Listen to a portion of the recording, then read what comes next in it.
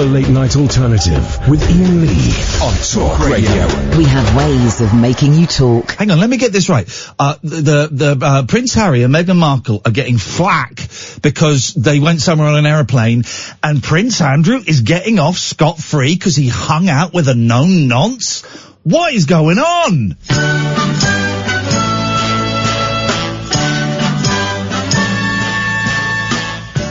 Once I believed that when love came to me, it would come with rockets, bells, and poetry. But with me and you, it just started quietly and grew. And believe it or not, now there's something groovy and good about whatever we got. And it's getting better, growing stronger, warm and wilder, getting better every day, better every day. I don't feel all turned on and starry-eyed. I just feel a sweet contentment deep inside. Holding you at night just seems kind of natural and right. And it's not hard to see that it isn't half of what it's gonna turn out to be. 'Cause it's getting better, growing stronger, warm and wilder, getting better every day, better every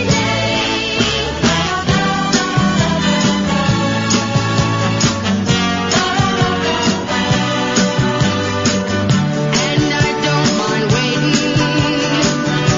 I don't mind waiting, 'cause no matter how long it takes, the two of us know that it's getting better, growing stronger, warm and wilder,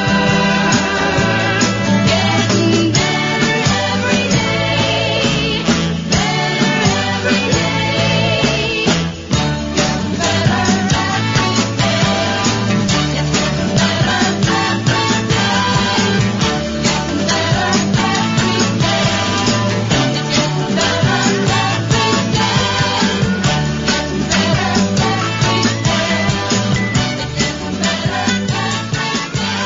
Oh, 03444991,000. Don't forget, this is the show that has absolutely no topics. We never do topics. I guarantee you we will never have topics on the Late Night Alternative. My name is Iain Lee. No Kath, she's off all week. God damn it. So how the hell, why are Meghan and Prince Harry getting so much flack for getting an aeroplane somewhere? They got an aeroplane somewhere. And yet Prince Andrew is getting a pass despite hanging out with a known convicted paedophile. I'm not saying that Prince Andrew has done anything along the lines of Jeffrey Epstein, but he hung out with him after he went to prison for being a paedophile. Why are we not going in heavy and asking, well, what did Prince Andrew know? Did he know anything? Did he see anything? What did he know? And then why did he? I'm right, aren't I? Jeffrey Epstein went to prison about 15 years ago, right? Yeah, I think I am. Let's say I am. Fake news, who cares? I'm pretty sure I am. So why was Prince Andrew with him, friends with him, after he'd gone to prison for noncing? Hayley's going to fact check that just to make sure. Although you can't libel the dead. And did you chuckle when the newsreader said Jeffrey Epstein took his own life? Yeah, of course he did. Of course he did. That's why his cellmate, I nearly called him a roommate, his cellmate was moved out of the cell the day before while the suicide watch was called off and why there were no cameras inside the cell, because he killed himself. Come on, guys. 03 844. Convicted? Here we go. I was right. I knew it. He was convicted for making light of a very serious issue in 2008. 4 years out. Man, I'm on fire. Monday. I'm on fire. I'm exhausted. I had the boys this weekend. What fun we had. We did some top secret stuff that I'm never going to tell you guys what we did because it's top secret, but it was brilliant. I'm so proud of them. And we made gelato. Oh, yes, made gelato. And here's the thing. I really wanted to go and see the new Fast and Furious film. I've never seen a Fast and Furious film. They look silly, but the new one looks so silly. It's where The Rock and Nicholas Boye, as he's known in our house, he's not Nicholas Boye. Alan? Yes, Ian. Who's the other guy in the new Fast and Furious movie? I've never seen it. No, well, no, neither have I, but I still know that The Rock is in it. The other guy that What, Dwayne Johnson? The other guy. I thought you were talking about The Rock because his real name is Dwayne Johnson. I was talking about The Rock, and then I stopped talking about The Rock, and now I'm talking about the other guy that my boy... It's not Vin Diesel, is it? No, it's not Vin Diesel. Jason Statham. Thank you, Alan. Jason Statham, who my boys for some reason called Nicholas Boye. I don't know why, but they didn't want to go and see it. I couldn't persuade a 9-year-old and a 7-year-old to go and see Fast and the Furious. They said, oh, nah, we don't fancy it. I was going, oh, come on, guys. This is on me. Come on. He went, nah, I don't fancy it. So we didn't go and see it. Instead, this is how my weekend went. What book are you reading, Daddy? Reading the book about Crosby, Stills, Nash and Young. Hysterics. What? I'm reading the book about Crosby, Stills, Nash and Young. What? Just literally clutching their stomachs, rolling around on the floor, laughing. Say it again. Crosby, Stills, Nash and Young. And then 2 hours on Saturday night. That was all they said. That was all they said. And then I tweeted it, and a friend of the show, Stephen Page from the Bare Naked Ladies, said, "Oh, play them this song. This will calm them down." So I didn't listen to the song. I trusted him. He's an artist. He's a performer. He's a dad, and he knows how uncontrollable these things can get. So I trusted him. I thought, right, Stephen Page has an antidote that will stop my boys singing Crosby, Stills, Nash and Young. Crosby, Stills, Nash and Young. Crosby, Stills, Nash and Young. Crosby, Stills, Nash and Young. Crosby, Stills, Nash and Young. Crosby, Stills, Nash and Young. Crosby, Stills, Nash and Young. Crosby, Stills, Nash and Young. Crosby, Stills, Nash and Young. Crosby, Stills, Nash and Young. Crosby, Stills, Nash and Young. Crosby, Stills, Nash and Young. Crosby. So that's the last time we ever invite Stephen Page on this show. He's never coming in again. He's a scumbag. He's a scumbag.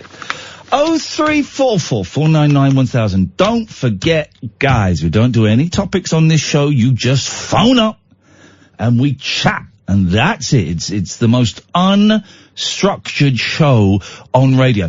And that also makes it the least likely to be continued next year. But that's just the cross we have to bear. 0344 499 1000. That's the number that our good friend of the show, Alan Caddick, called. Good evening, Alan Caddick. Good evening, boss. Good evening. That Crosby, Stills, Nash and Young tune, it sounded like Deck the Halls at Christmas. Deck the Halls at Christmas? It did sound a bit like Deck the Halls at Christmas. Yeah. Oh. Play it again. Sorry?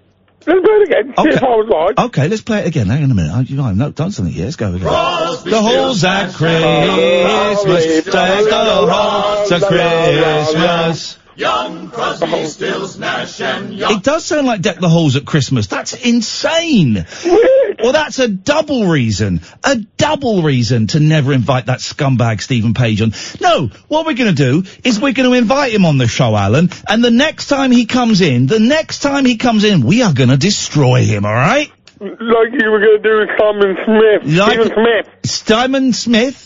No, that guy who you were going to destroy with a boat last Monday on Twitter. Simon Smith and his amazing dancing bear? No, Stephen Smith, who was having a go at you on Twitter.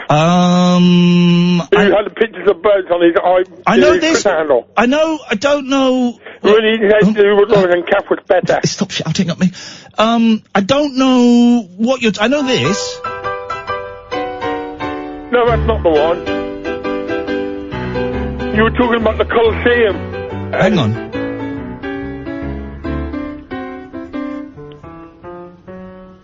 I may go out tomorrow. Roll if I can borrow a dress. Do you know this song, Alan? I've heard of it, but I It's don't great. know where to sing it. Amazing, abounding, courageous and charming. Oh, me, accepted everywhere. It's time. I thought they mentioned Simon Smith and his amazing dancer. Anyway, yeah, scumbags. Everybody's a scumbag. I hate everybody. I'm going to come out and one lucky winner tonight will be murdered by my very own hands. Imagine. When's the draw for that? Well, just to say, Alan, you're winning at the moment. Well, I'm my first entry. I'm setting my standard. First entry. Oh, yes, getting a little bit rude at 14 minutes past 10 on a Monday evening. It's a lad night out. It's a lad's night out. No girls allowed, which would make it kind of quite gay. Well, I think we can make an exception for Hayley. Let's allow some ladies in, otherwise a lad's night out, we all know what happens. Trousers come down and experimentation takes place. Am I right, Alan? Well, it depends on what football team you support. I don't know what that means, so I'm going to move on to avoid any legal action. 0344 499 1000 is the telephone number if you want to give us a call. Remember, we will never do topics on the Late Night Alternative. It is a show that is entirely driven, well, by my ego, of course, and by your phone calls and you phoning up and chatting about stuff, and it can be literally about absolutely anything. I just don't care. 0344 499 1000. This is the Late Night Alternative with me, Iain Lee, on Talk Radio. Dead of night discourse for disco queens, I'm related to Jedwood and Dolly Parton. dairy farmers, and distant fathers. Yeah, whatever. The Late Night Alternative with Iain Lee Doing lots of things that we don't know about, we can't control. on Talk Radio. Yes, great. 0344 499 1000 is the telephone number. People say, but Iain, if you did topics, the show would be easier. The switchboard's empty right now, and I have no qualms about saying that. No other radio host would be so open and say, well, it's a phone-in show, and no one's phoning in. What am I going to do? Let me let you into a little secret. If it's a phone-in show, and the host is talking for a long time, that means there's no phone calls. So I might as well just say, we ain't got any phone calls. People say, Iain, if you did topics, then it would be easier, and you'd encourage people to call in, and you get that. We don't do them.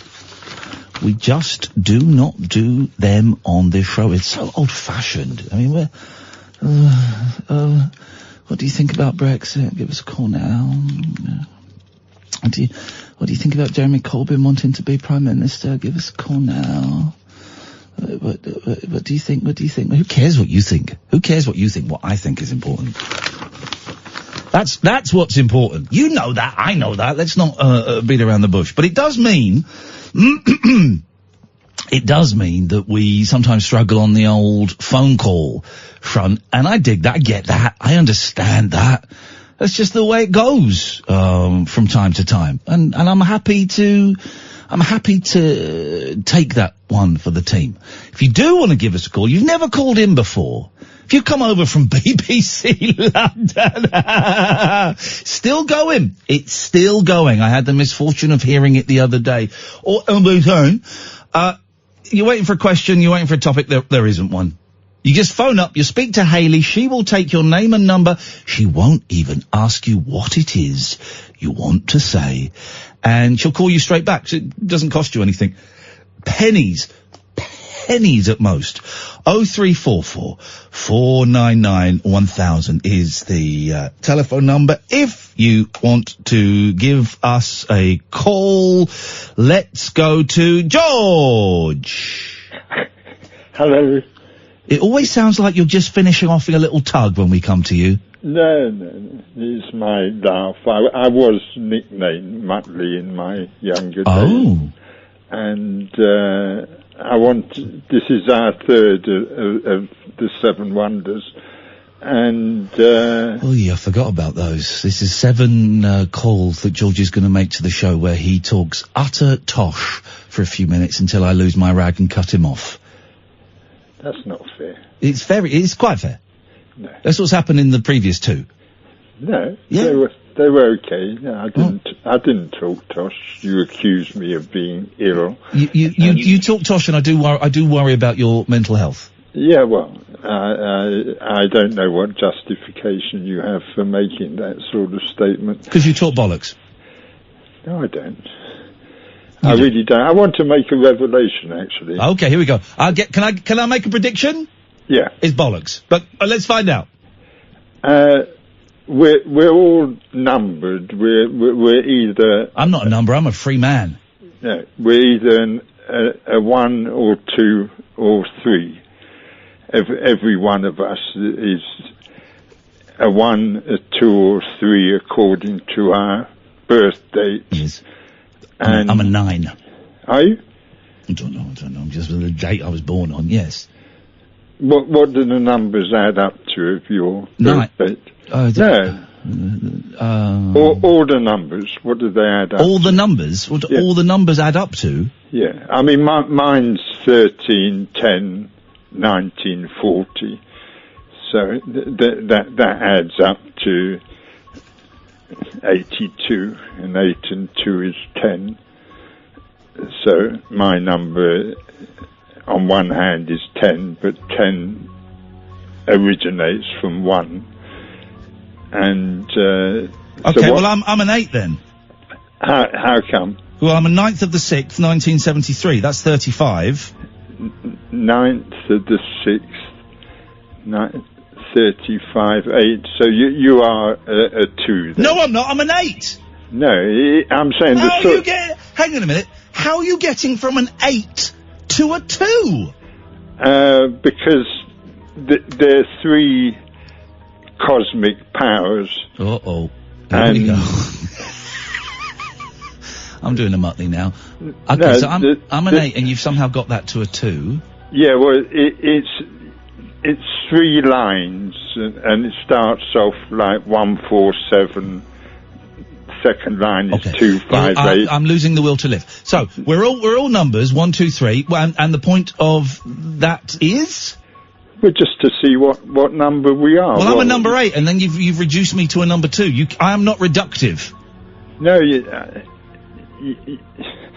I'm saying the source of every single number is either 1, 2, or 3. No, it's not. Yes, it is. Well, what does that mean? The source of every number. It's not like finding the source of the Nile or the M1. The source of every number is a reference for the Goodies fans out there. Yes. Is 1, 2, or 3. But how?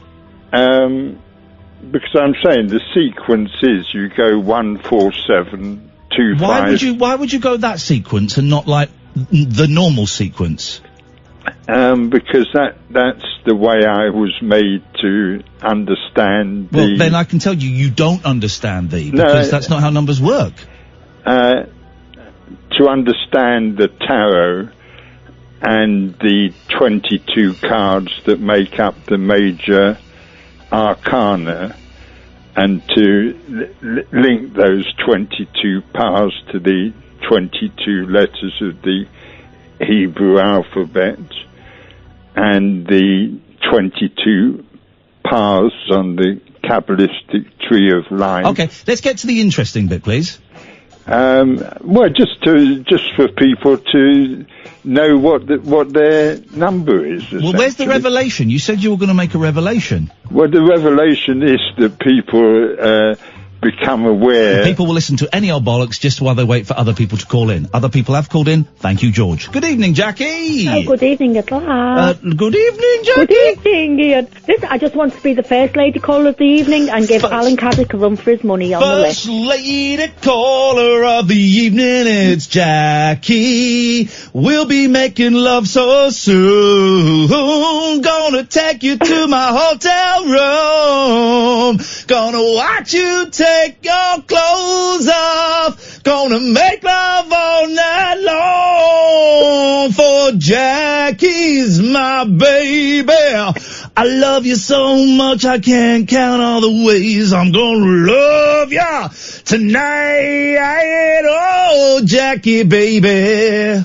Well, I was hoping I was going to get a good night's sleep tonight, but after that, I don't think I'll be able to sleep at all. No sleep for Jackie. At all. Right, first lady of the night. Thank you, Ian. Thank you very much indeed. Ladies of the night are very, very welcome on this show. The show that, of course, has no topics, never will, never has. Why would you do topics when every other radio show does them? One thing about Brexit. What's the first song you remember? Not happening. 0344 499 1000. Let's go to Alistair. Good evening, Alistair. Hey, you know that David Icke character? I know David Icke. I don't know the David Icke character. Is that the same guy? Is that Lee Nelson? No, the David Icke that talks about lizards a lot. Oh yeah, we've had him on the show. Yes. Really? Yeah. How long ago was that, man? I missed it. That was maybe a couple of years ago, man. It's up on YouTube, I think. It was good. We didn't really talk about the lizard people and all of that. I just wanted to know about him. I wanted to interview him, and he was fascinating. Because I was wondering, because, I was listening on Friday with your conversation with George. Yes. And I was getting a bit anxious, because it seemed to get a little bit tense. Yeah. At times, and then I was thinking about George, and he came on, and I thought maybe George goes into the similar sort of category as David Icke in terms of some of the beliefs there are sort of very out there. David Icke makes more sense than Rainbow George. It really does. Yes, probably. At least there is a definite strategy with David. Yeah. Yeah. In terms of, Wow. I'm being told David Icke was well researched, Haley, was on the 15th of June, 2016. That's 3 years ago, man. Gosh, that is long. That's when I was still drinking. Yes, man. That was before I'd started drinking again. And you mentioned Jeffrey Epstein right at the top of the programme. Yes, the murdered billionaire paedophile. Yes, friends with Prince Andrew. Yes. If he got imprisoned in 2008, right? Yeah. I'm thinking that's when the financial crash started. Oh, what? So maybe that's linked. Ian. Gosh, you plucked that out of nowhere. Why would that be linked? Well, he obviously had a lot of money, didn't he? He was a billionaire. And he went to prison, and he couldn't go down and spend as much as he used to. Yeah. So that meant the shops started to sort of think, oh, no, what we're going to do? Oh. And then the housing market collapsed, and then we were all screwed. Ah, okay, right. I understand what you're saying, Alistair. Thank you very much indeed. We're always happy to accept your conspiracy theories. There was a great one. I think it was done tongue-in-cheek, but you can't really do these things T&C anymore because someone will buy them. And it was the body that they took out. Someone took a picture of Jeffrey Epstein's bodies. If you understand this better than me, dear listener, 0344 499 1000. We're talking about the murdered billionaire paedophile Jeffrey Epstein.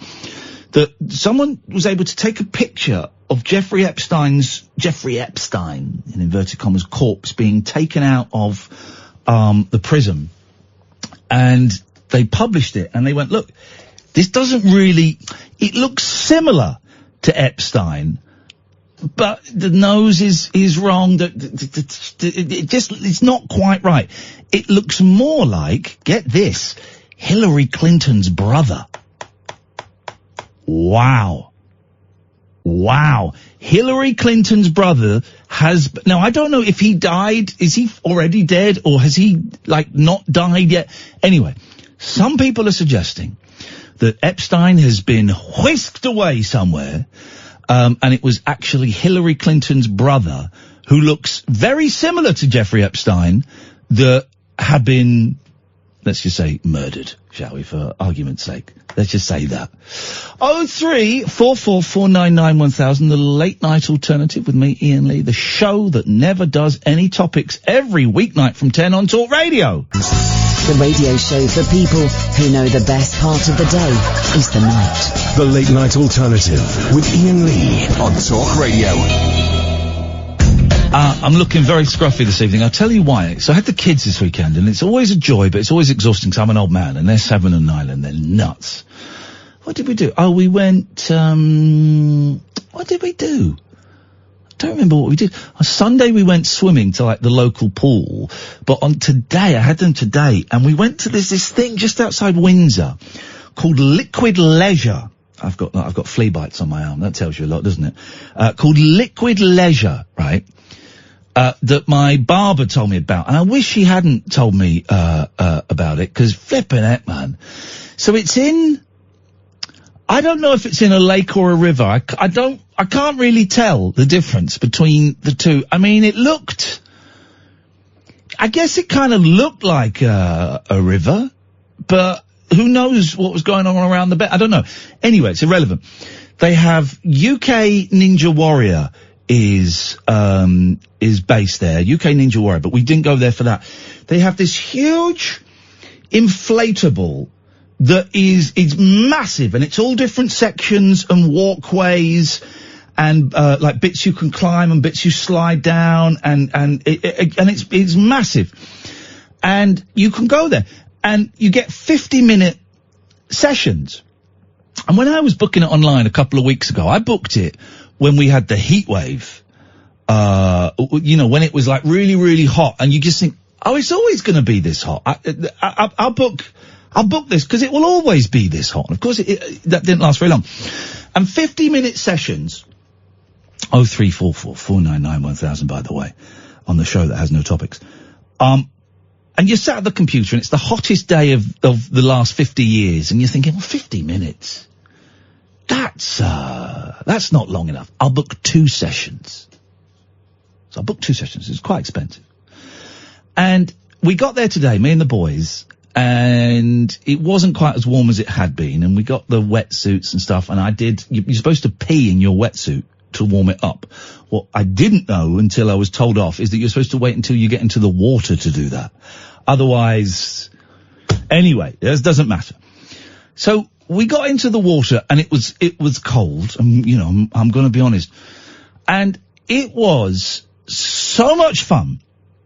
And I'm not a strong swimmer, right? But you got life jackets on, but everyone should wear life jackets all the time. If you've never been in water with a life jacket, do it. It's incredible. You can't drown. I don't think. Don't take my word on that completely. So we were doing this for 50 minutes, and at the end of it, I was so tired, because you fall in and then you've got to pull yourself up, and then you've got to climb up these things, and also there were people going, what kids do if they think they recognise me from the jungle, but they're not totally sure, is they go, from like a distance, they go, Iain! Iain! Iain! Like that, right? And you sort of turn round, and they're giggling. You go, yeah? Are you the bloke from the jungle? Yes, mate. And that, but this is, Iain! Iain! Yeah? Oh, you the bloke from the jungle? Yeah, I'm the bloke from the jungle. Oh, right, yeah, strawberries. Yeah, I was the strawberries guy. What was Amir Khan like? He was a bellend. Said that to an 11-year-old today. And you've done worse than this in the jungle. I said, no, I failed at the swimming tasks because I hate swimming and I can't do it very well. Anyway, so we did it. And we did it for 50 minutes. And it was so much fun, and we laughed so much, and I was absolutely exhausted by the end of it. Just completely battered. And we had another session immediately after, right? There's a 10-minute break between them, and then you got back in it again. Liquid Leisure is a lake. Come and water ski at TWSC near Reading, says Nix. No? Are you not listening to the story? I don't want to do any more of these things again, but thanks for the invitation, Nikki. And I said to my youngest, I said, look, you don't really need me to go in again. You guys have got it. You're sorted. And my youngest went, I won't go in if you don't go in, Daddy. Okay, I'm coming in. And by the halfway through the second session, I was so exhausted. That every time I fell in, and it did happen quite a lot, I couldn't get back out again. My youngest helped me a little bit and managed to pull me out. And then there was just one, I just couldn't get out. And a lifeguard, and I say lifeguard. This guy was like 17, 18 tops. Oh no, it wasn't even a bloke, it was a girl. It was a 17-year-old girl. Do you need a hand out, sir? And I went, yeah, I do. And she had to pull me out. I couldn't get out. I could not get out. It was the most humiliating thing in my life. And now I'm exhausted. I've got cramp in my left hand. My left hand keeps seizing up. I can't stand up straight. I dropped the boys off and then I went home and I slept I just went to bed and slept for 2.5 hours. Just put my head down, boom. I was gone. And then I woke up at about 6:30 and I thought, I could, if I put my head down again now, I'm out. I am out for the night. I'm never going to get to work. It's game over. So I had to get up. Oh man, I'm so tired. And when I get back, I have to make my bed because I think I might have fleas in the bed. Don't even ask. It's a long, stressful, complicated story that involved me falling out with my father-in-law even more than I've fallen out already. But I've got fleas, so I had to take off all the sheets and flea spray the beds. And they say, in the vets, they say, oh, you have to do the whole house. But I think it's just the beds. So I'm really taking a punt that I haven't got to do the whole house, but I'm just itchy. I've got bites on my arm.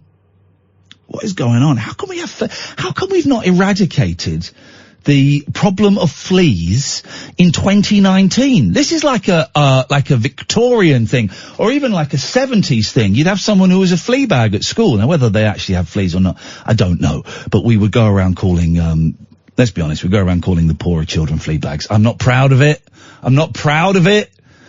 But that's just what the 70s were like. They were not a fun time for anybody.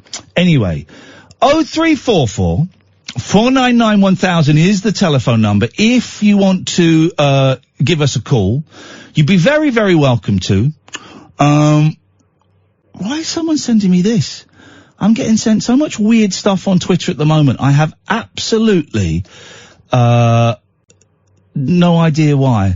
Man alive, wouldn't it be great if we could just switch off Twitter? If not just me, I can't I'm addicted to it. It's like, shoving gear up my nose or something. It's addictive. If they just went, you know what? This Twitter experiment we've been doing for the last, I don't know, how long has Twitter been going? 10 years? 12 years maybe?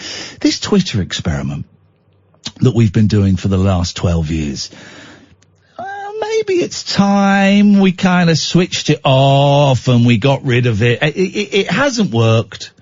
It's brought out the worst in everybody. Nobody's winning as a direct result of it, apart from racists. So I think we're just gonna switch it off. I'd be up for that.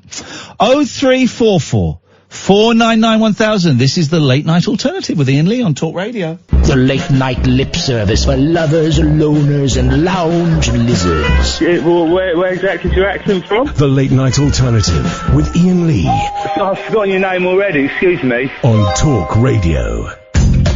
0344 499 1000, the show that never does topics, dear listener. Let's go to Jess. Good evening, Jess. Hiya. Hello, Jess. What you got for us tonight? Well, I was just listening, and the Liquid Leisure sounds amazing. Oh, it's insane, man. I'm not doing a plug for it. I paid for my ticket out of my own pocket, and but apparently there are places like this all over the place now. It was incredible, but I can't lift my arms above my head. Well, I was wondering, can you? Because I haven't got kids. Can you go just as adults, or do you look weird? I know what you mean. There is always that concern. No, there were loads of adults there that were just, cause I heard about it from my hairdresser, who's a woman, and she'd gone with she's in I guess her mid to late 20s, and she'd gone with a load of her friends and stuff. And so, no, there were groups of adults there. It was, it's not just kids. Oh, I might take the fella then. Is it open all year round? Oh God! I'm doing an advert for you for it now. Well, I don't know. You'd have to have you'd have to go and have a look on their website. But they've also got there like the Ninja. You know, Ninja Warrior. Yeah. They've got like a Ninja Warrior course there that is about 10 foot up in the air, and that didn't look like fun at all. They had loads of different courses, but there were loads of adults there, and I tell you what's really nice, right? Is there were groups of adults there, and at the start you get it wasn't that many people. I would say maybe 40 people on it, and it was big. And you get, like a pep talk at the start, or you get the rules, and you're kind of told, look, the kids have priority, so if they're running ahead of you, let them run, and if you see a kid in trouble, then try and help them out. So there were lots of adults, seeing kids in the water and going, do you need a hand? And sometimes they say no, and sometimes they say yes. And here's the great thing, I don't know if you've ever done this, Jess, if a kid is wearing a life jacket, you can pull them up with one hand. It's the most amazing thing. You just grab the life jacket and pull them up. It's incredible. Yank him up on board. You can just yank him up. That sounds brilliant. Go and do it, man. It's wicked. Well, thank you. Thank you, Jess. Let's go to Mark. Good evening, Mark. Oh, hello. Good evening, Ian. How are things? Good, thank you very much indeed. Don't forget, we don't do any topics on this show. I know you don't. We just chat. So I'm just going to be very random. Let's chat. Okay, let's chat. Things you like, things I quite like. Oh. Beach Boys. Beach Boys, like the Beach Boys. Beatles. Love the Beatles. I had a very nice experience about 2 months ago. Did you get blown by the 2 remaining Beatles? No. That would be wonderful. That would be heaven to me. Oh, you got to do the Michael Caine joke. What's the Michael Caine joke? You know the Michael Caine joke, the one where the, what's her name? Nita Pallenberg. No, Marion Faithfull is at a party and sort of performing sort of oral sort of satisfaction to sort of to Jim Morrison and then to Ray Manzarek, and then she moves over to sort of satisfy Mick Jagger, and then Michael Caine bashes, comes in the room and shouts, "You only meant to blow the bloody doors off." Ladies and gentlemen, thank you very much indeed. That's excellent stuff, Mark. Well done. Congratulations. Yes. It's an old joke. It's a great joke. It's a great joke. But it's actually, I had a nice anyway, I can tell you about my nice experience. Yeah, go on. I live in North London. You kind of sort of know London a little bit, don't you? I know it a little bit. I mean, I lived in Muswell Hill for years and years and years. Right, okay. Well, I'm a bit further north than you, and I got married in a hotel called the West Lodge Park Hotel. The Westboro Baptist Church. No, not that one. Yeah. And I went there for a sort of evening tea with my son and my wife a few weeks ago, and there was a sort of cocktail pianist sort of like playing all the sort of the standards, all the plinky stuff, yes. and it was just like really calm and really nice and really relaxing. And then suddenly he starts playing "Sail On Sailor." I sailed an ocean, obscure 1974 Beach Boys single, yes. Yeah, and then he starts playing "Another Day" by Paul McCartney, just, as a cocktail lounge pianist. Yeah. And I thought, wow, really like this. So when I have a chat with him, and I started saying, "Oh, can you play the Girl from Ipanema? Can you play all this sort of Joe Bim stuff?" And I got talking to him, and he remembered me from my request when I emailed him 17 years ago about songs I would possibly have him as playing for my wedding, but he didn't actually play. Yeah. But he kind of remembered me from the songs I was asking him. Anyway, he's a mega Beach Boys fan, and started sort of playing a version of Surf's Up and singing it to me. Oh, gosh. It was really amazing. Wow. And then he said, "Oh yeah, he's actually in this sort of hotel up in North London. He's going to do an Abbey Road tribute evening. He's going to play the whole Abbey Road album." Oh, don't! I've just seen online about an hour ago. I saw that the Abbey Road Deluxe box set is now available for pre-order. That's £85. I've just Oh, I haven't got the money for that. Nor have I at the moment, Mark. But I couldn't say no to it. Yes, actually, that you remind me about something else a while ago you did. Yeah. You were playing songs in the medley in a different order. You had some sort of recording where they were... Oh, I had a rehearsal tape of them, but then it turned out that you lot couldn't hear, some of you couldn't hear the vocals, only, because it was the stereo was split. Some of you could hear the vocals, and some people couldn't hear, the vocals. Okay. So, but yeah, that was just on, hang on, is this it? Easy. You know how hard. Hang on.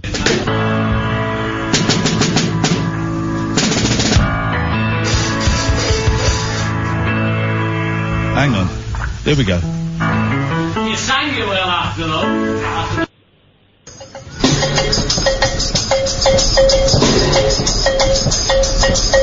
Guess what Beatles song that is? I need a bit more of it.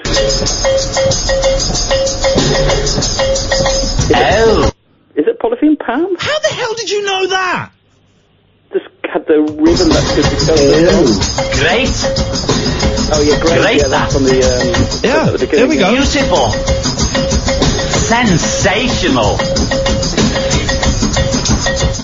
Wow. There we go. Polythene Palm. I'm glad you praised the Beatles, because I felt that the Beatles are very underappreciated in this country. No, really? I don't think so. Every time I always say I like the Beatles, people go, oh, they're crap. And I think, No, who says that you're hanging out with the wrong people? Everybody loves the Beatles, and the people that don't love the Beatles don't have a soul. They certainly don't have a rubber soul, ladies and gentlemen. Thank you very much indeed, Mark. Thank you very much. 0344 499 1000 is the telephone number. Got some good topics for you tonight, guys. Got some very good topics, and I want to get some phone calls on these if at all possible, please. I need to know 0344 499 1000, the funniest reason that you've been dumped.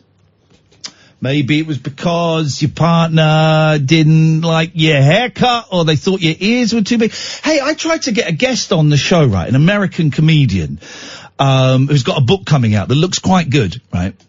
And so I messaged him on Twitter, said, hey man, do you fancy coming on the on a UK radio show? He said, yeah, I'd love to. Here's my, here's the PR details, send them an email, right? So I sent an email to this PR company, who shall remain nameless. Hi, I host a late night show in the UK that celebrates life and art and humour and silliness on talk radio. That's the name of the station, not a genre, because Americans think that that's a genre. I've seen Josh Gondelman has a book coming out in October, and I think my audience would really dig it. Is there any chance of getting him on one night? We go out weeknights from 10 p.m. to 1 a.m. Hi Ian, can you send me links to your website as well as previous episodes, and how much time do you typically need? Hi, this is me, right. Thanks for the reply. The website of the station is talkradio.co.uk, and I sent a link to Mike McCartney on Friday. I'd love between 20 to 30 minutes with Josh if possible. We go out weeknights between 10 a.m. and 1 a.m. UK time. Dates are pretty flexible. Replied. Thanks so much for the info. We have to pass for now. What? So I replied, normally you're supposed to leave it there, right? So I replied, no problem. May I ask why, for future reference? Their reply, there's no room in his schedule at the moment. Come on! I'm 46 years old. I've been in this business for 25 years, for crying out loud. I've obviously said something wrong in the email where you said, yeah, he'd be up for it. Can you give us more details? So my reply to that was, right. Okay, that was it. Funniest reason you've been dumped. 0344 499 1000. Here's a good one. What are you stockpiling for a no-deal Brexit? My friend Scott is stockpiling loads of stuff. 0344 499 1000. He told me, he says, I'm stockpiling paracetamol, loo roll, water purifying tablets, and this isn't even a joke. This is genuinely what he's doing. And he's a sensible guy. I trust Scott's opinion on these matters. And I'm thinking, well, maybe I should be doing something like this. I've got loads of pots of joy, but I think they go off. I'm stockpiling paracetamol, loo roll, water purifying tablets, pasta, tinned food, strong flour and yeast. I don't know what strong flour is. Frozen vegetables, camping gas canisters and candles. Wow. That's some list. Are people really doing this? 0344 499 1000. What are you stockpiling for a no-deal Brexit? These are great topics. These are some of the best topics we have ever done on this show, the home of topics. And this is a nice little light-hearted one, because the other two are a little bit dour.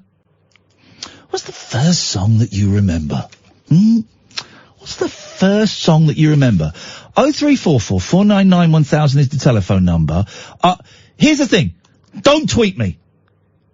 Don't tweet me the answers. It's a phoning show. Okay? It's an absolute phoning show, not a tweeting show. So I don't want your tweets. I mean, texts if, it's a phoning show, guys, and these are great topics. It took me a long time to come up with these, so please give us a call on these. I'll be really disappointed if you don't, because I spent all weekend coming up with these three great topics for tonight's topic extravaganza. The funniest reason that you've been dumped, what are you stockpiling for a no-deal Brexit, and what's the first song that you remember? 0344 499 1000. I'm just going to wing it now, so we're just going to wait for the phone calls to come in, because these are great topics.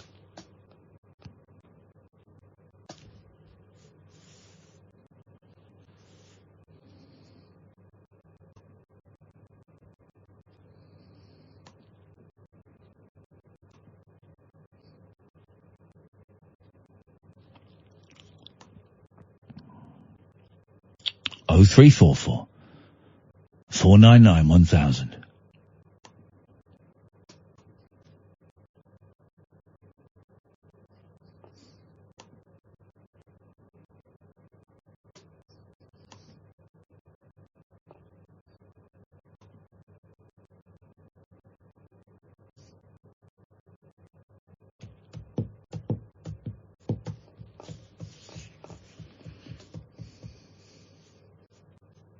There's a call! There's a call!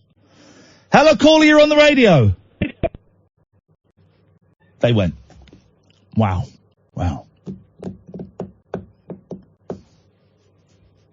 Okay. There's a call! There's a call! Hello, caller, you're on the wireless. Hello. The first song I remember, I was 3 years old and my sister had it on record. It's Getting Better by Mama Cass. Thanks very much for your call. That's a great call. It's a great call for a great topic.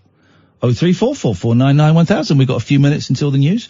Just keep taking calls straight to her. This is going to be fun. I can feel the vibe really starting to inflate. An inflatable vibe. Okay, John Boy is tweeting me the song that he remembers. John, sorry, mate, I don't know if you remember. I said it's a phone-in show, not a tweeting show, so I'm not going to read out that, but that is an excellent song, by the way.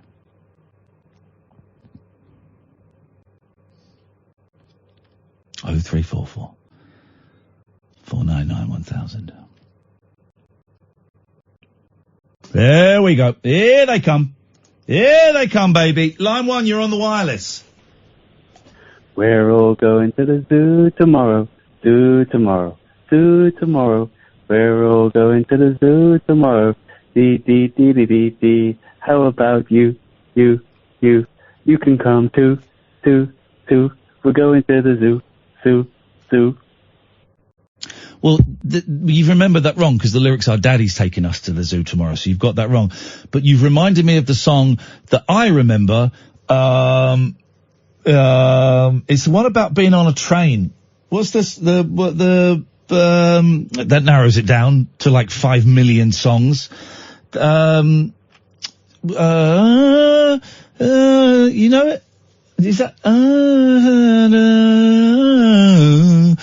many miles away? You know, that's the song. Anyway, that's my story. 0344 499 1000. We've got another couple of minutes. Let's take some calls straight to air on these wonderful topics. Funniest reason you've been dumped. What are you stockpiling for a no-deal Brexit? And what's the first song you remember? Great calls. Great calls so far. Great calls so far.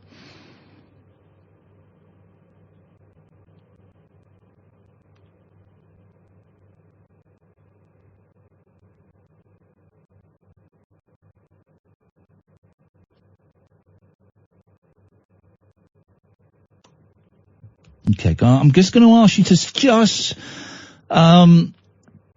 we've got a minute until the news. I'm just going to ask you to speed up your dialing just a little bit, if you wouldn't mind, please. That would be very helpful. Thank you very much indeed. Just speed it up a little bit. Here we go. Here we go. Here we go. Here they come. Wish and ye shall receive. Hello, line 1. You're live on Talk Radio. Hi, Ian. It's the New Seekers Morning Town Ride that you were thinking of. Okay, thank you. But right, okay, that's great. But what's the first song you remember? The first song I remember is Some Enchanted Evening. Thank you very much for your call. These are great calls. It's a great topic. Of course it is. Hello, line 2. You're on the wireless.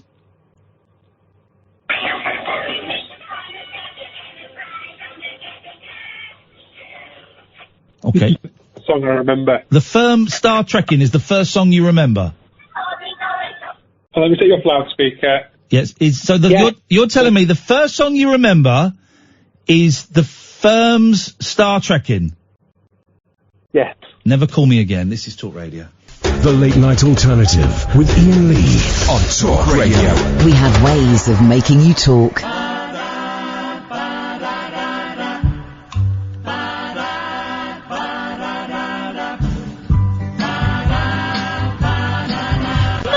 Monday, so good to me. Day morning, it was all I hoped it would be. Oh, Monday morning, couldn't guarantee that Monday evening you would still be here with me. Monday, can't trust that day. Monday, sometimes it just turns out that way. Oh, Monday morning, you gave me no warning of what was to be. Oh, Monday morning, how could you leave and not take me?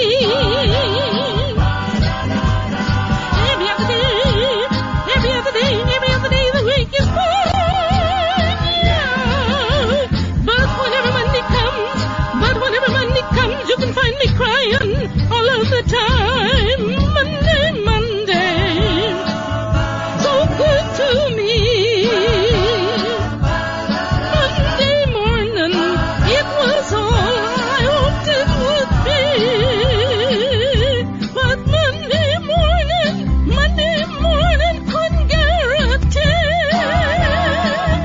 that Monday you would still be here with me. Every other day,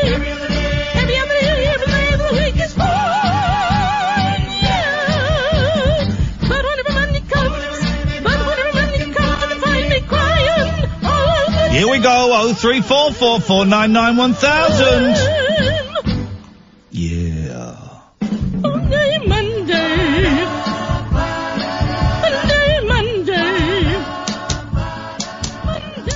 03444991000. The Late Night Alternative with me, Iain Lee. Catherine is off for the rest of this week.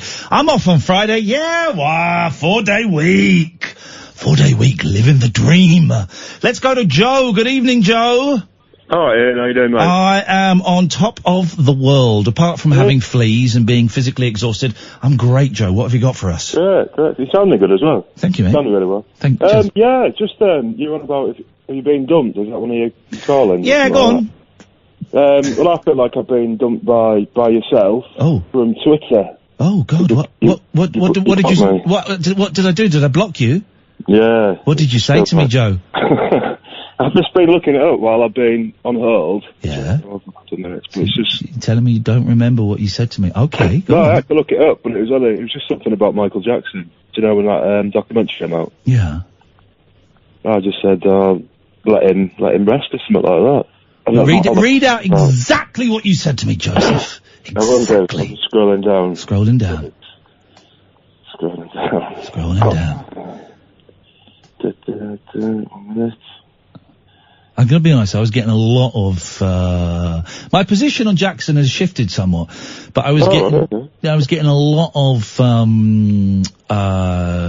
kind of very, virulent? Is that a word? Virulent? Why can't I say virulent? Anyway, very I know what you mean, yeah. virulent. Can't say it. A lot of very angry Jackson supporters. Bit of a coffee got there. A lot of angry Jackson supporters, and it got to a point where it was just relentless. So I was just I just blocked everybody. But maybe I want to hear the tweet, Joe. I want to hear that tweet in all its heavenly glory. All right. Well, there's a few of them. Go on. The first one says, "Does it really matter if you did it or not? How does it affect your life now?" Well, okay. Well, it does. I think that's dismissive of child sexual abuse and victims of child sexual abuse, of which I am one. So it does affect my life. Well, yes. Yeah, but I didn't know that. Okay. Well, that's great. Okay. Second one, but you'll never know for sure. The guy is brown bread. Have you seen the film Memento? I don't know what that was about. It's a good film, Memento, but I don't see the connection. Yeah. Okay. Maybe I didn't like the film Memento, and that's why I blocked you. Yeah. And the next one, maybe he did touch a few kids, but why does it matter so much? That's the one. That's what I blocked you for. Oh, right, okay. Because it does matter. Maybe he touched a few kids, but why does it matter? Well, because so much. Like, it was getting a lot of attention. Yeah. It was like all over the newspapers, all over the TV. I mean, it's horrendous what he did. If he did it. Yeah, but then that's a very very dismissive. Dare I say it? And listen, I'm going to unblock you, Joe. I'm saying that now. So I'm going to unblock you, but. That is, I can see why I blocked you for that. That is a very dismissive, and I'm gonna say, arrogant, and I would say cruel. I would say it's a cruel thing. If he did touch a few kids, why does it matter, whatever? That's a cruel thing to say, because, listen, my abuse as a kid was nothing, I didn't get raped, compared to a lot of other people, it's not a lot. But I do know that we have a lot of people that listen to the show that have been raped as kids, that have had the worst kind of sexual abuse. And my real concern, and I have stepped back a little bit from my 100% condemnation of Michael Jackson. I explained it a couple of weeks ago why I'd taken a big step back. But my biggest concern at the time was that a lot of people who have been victims of child sexual abuse, their stories were being dismissed by some very pro-Jackson supporters. The two things, Michael Jackson being one thing and other victims of sexual abuse, the two things were kind of getting conflated by a lot of people, and I just felt that was unnecessary. So that's why I blocked you, Joe. But give me your Twitter handle, please. Yeah, it's Joe Bowers, J-O. Yeah. B-O-W-E-R-S. Yeah. 2. Okay. Oh, who's Joe Bowers 1? Who's this scumbag? I don't know. Can I just read the last two? There's more! Oh, no! Yeah. I bet the last one is, and you're a massive twat, Lee, and I'm going to kill you. The last two are, I watched part of the documentary, and from what I saw, he definitely abused kids, and that is horrific, but it seems like a witch hunt on a dead guy. Sad times. And the last one is, people who touch kids should be shot in an ideal world. I'm not defending him at all, but maybe we should focus our attention to people that are alive and doing it now. Yeah. I didn't mean to offend you. Okay, I probably blocked you at that point. I recognise your face. Have we met? No, we spoke before. But I'm looking at your picture now. You're a good-looking guy. You're wearing a pair of headphones. But I recognise you. Right, we might have met. I used to live in London a while ago. Maybe I just stalk everybody who I block. You're on block, man. Nice one. But you sounded good, mate. You sounded good. Joe, thank you very much. I'm glad we made peace. Nice one, mate. Thank you, man. If anyone else has been blocked by me, it's quite a few of you. Let's have a little look. There are loads of you, actually. I don't know how you work Twitter anymore. I now look at Twitter the way that my mum would look at the TV remote control. It's like, privacy and safety, blocked. Oh, it doesn't say how many I've got blocked. Maybe it'll say it on my phone. Let's talk to David while I look on my phone and see how many I've blocked. Good evening, David. I'm stockpiling shoes. Bye. Thanks very much for your call. 0344 499 1000. He's stockpiling shoes. Excellent contribution. Susan. I've got a film for you. I think you'll enjoy. It doesn't tell me how many people I've blocked. It used to give you a number. What's the point of this? Are you talking to me, or are you not talking to me? I'm carrying on the thought that I had before. Okay, right. Found out. I'm saying. Can we move on? No, just chill out, baby. Just chill out, baby.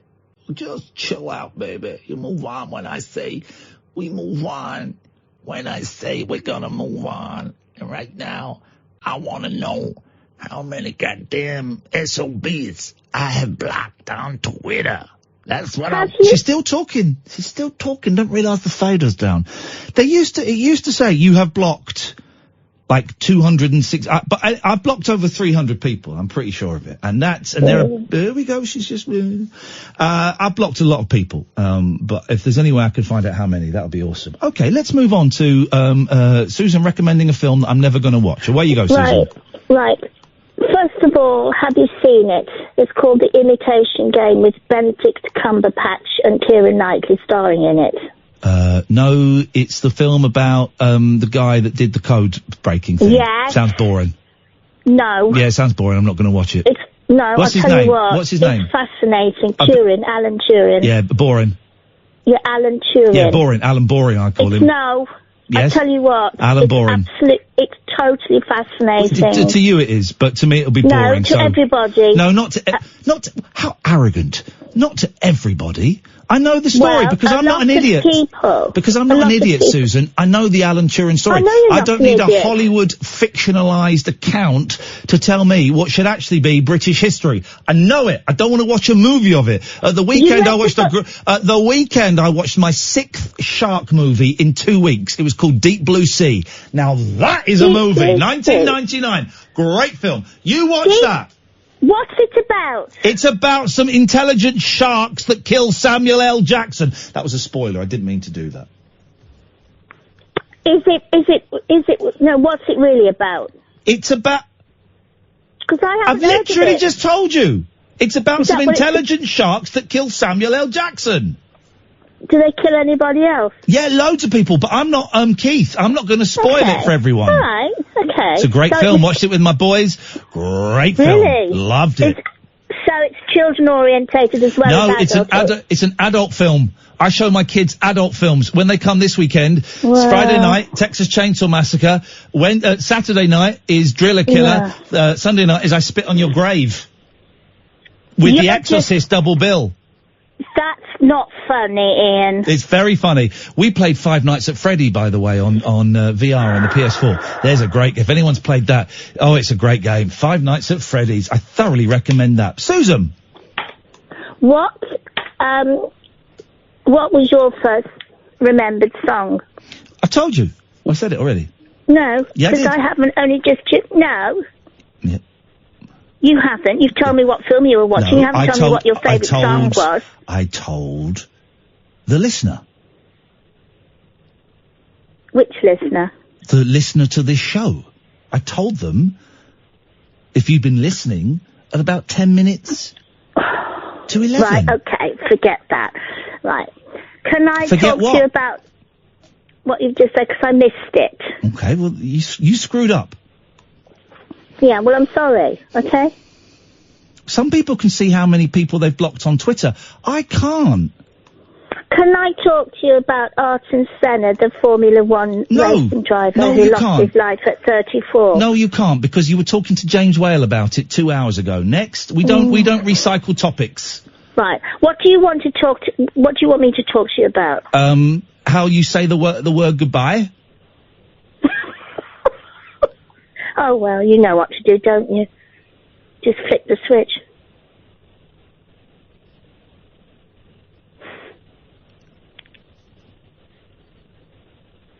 Pull the plug. It's your prerogative. Oh, well, you know what to do, don't you? Just flick the switch. Which I'm sure you'd like to do. What would you like me to talk about? Pull the plug. It's your prerogative. Oh, well, you know what to do, don't you? Just flick the switch. Au revoir. Gute Nacht.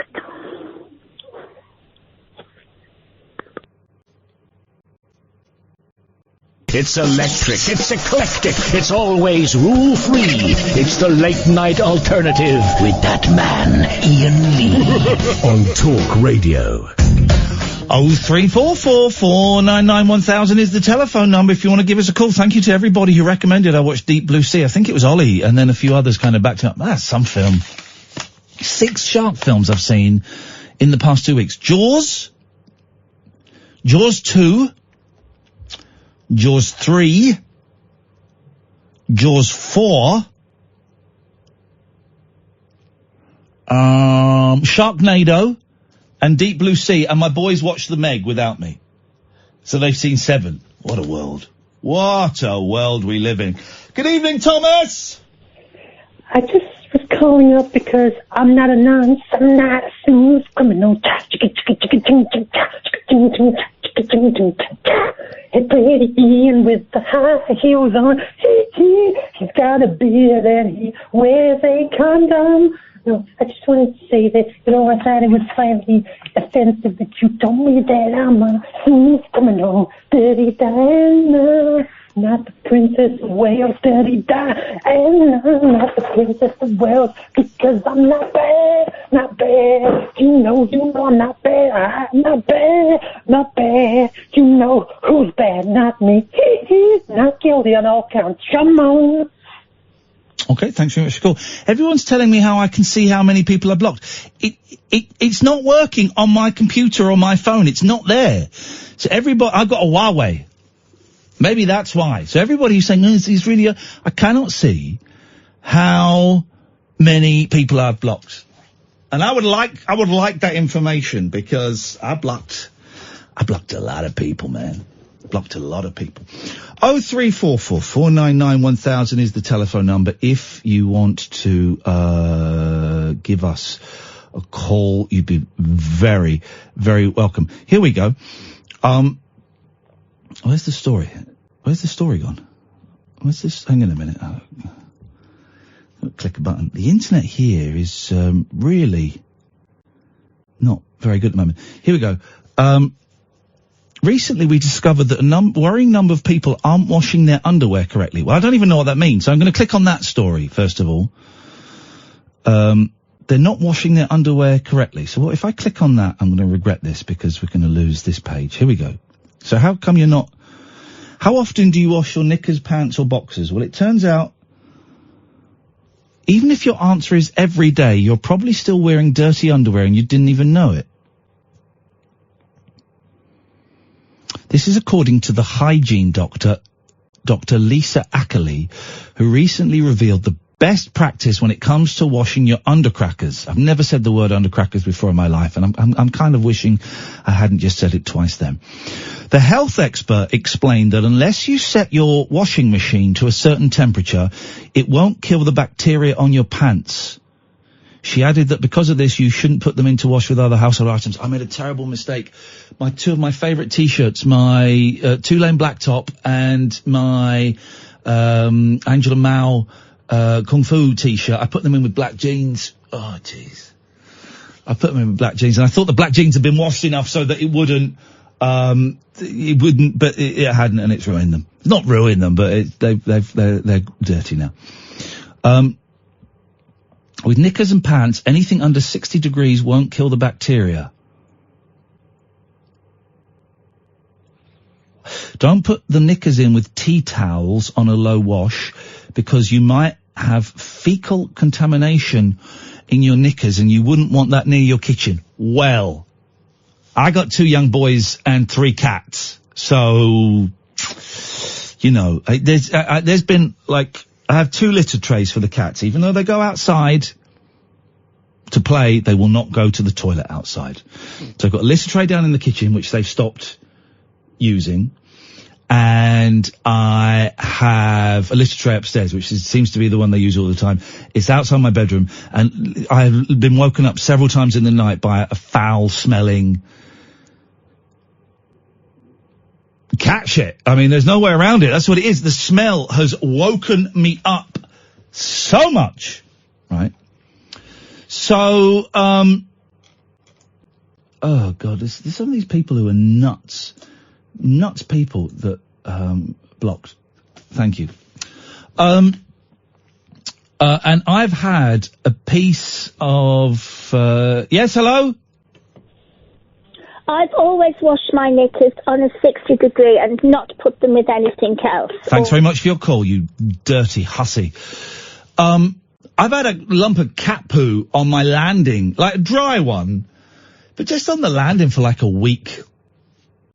This is the filth I live in. This is the filth. And I only picked it up today because the cleaner was coming and I didn't want her to think I was dirty.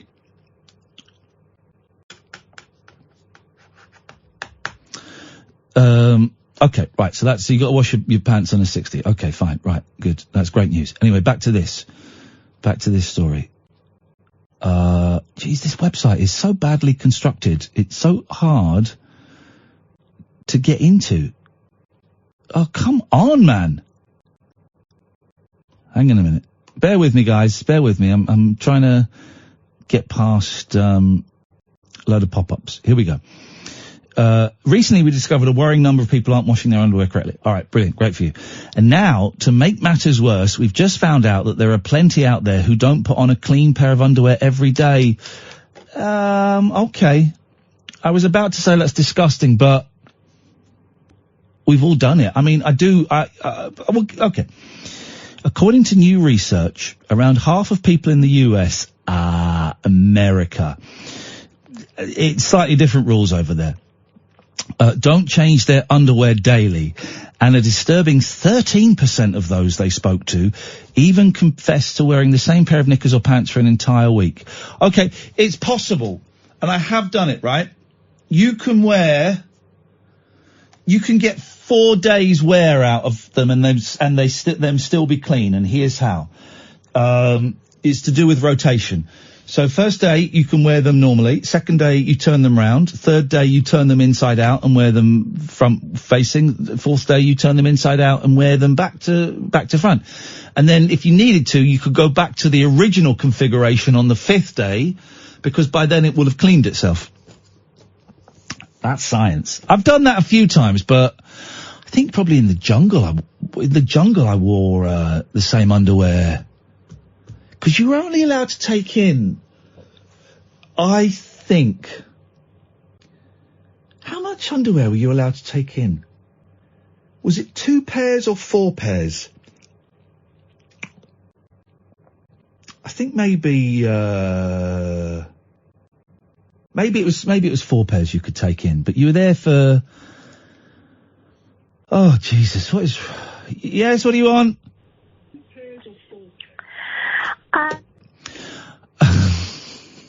Stop calling. We haven't got any calls, but I'm not that desperate. I think I took 4 pairs into the jungle, but I could be wrong on that. Men were found to be the worst for doing this, with a survey of 1,000 Americans showing that males are 2.5 times more likely than women to wear the same pants for 7 days or longer. Okay, 7 days is pushing it. That really is pushing it. That's an emergency situation. The research also revealed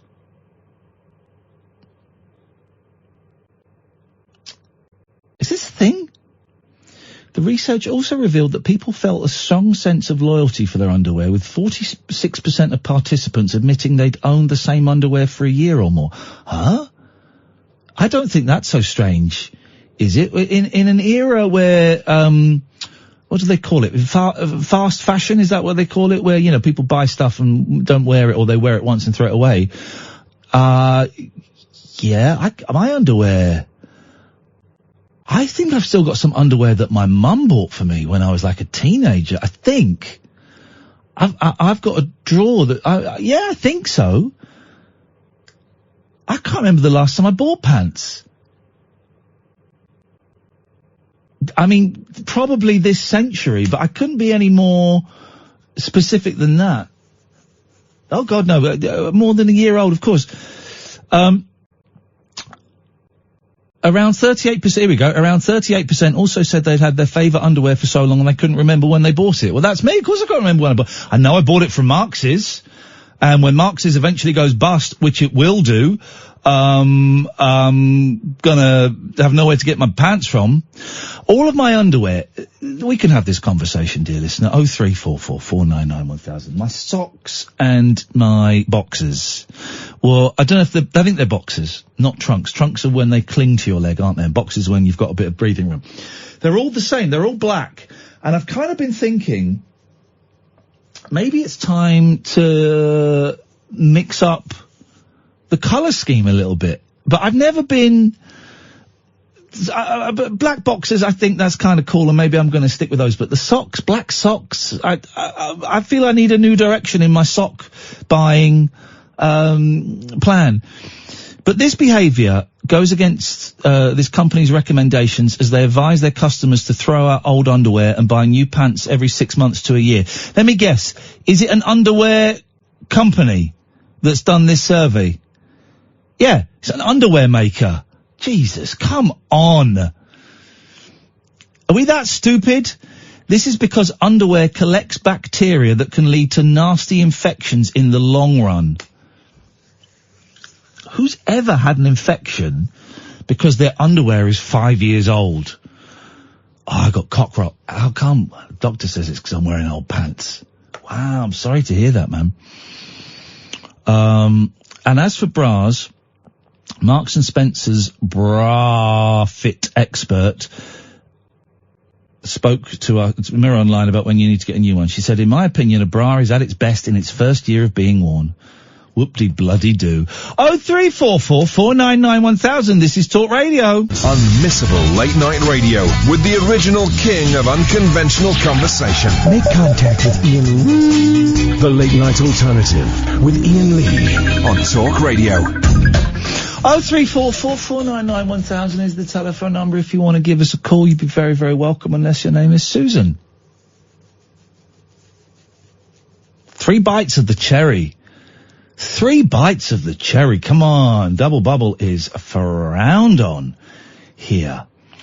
Many people opt to have sex in the privacy of their own home. But every now and then a randy couple will sneak into a public loo on a night out. No. Susan, I just said don't call.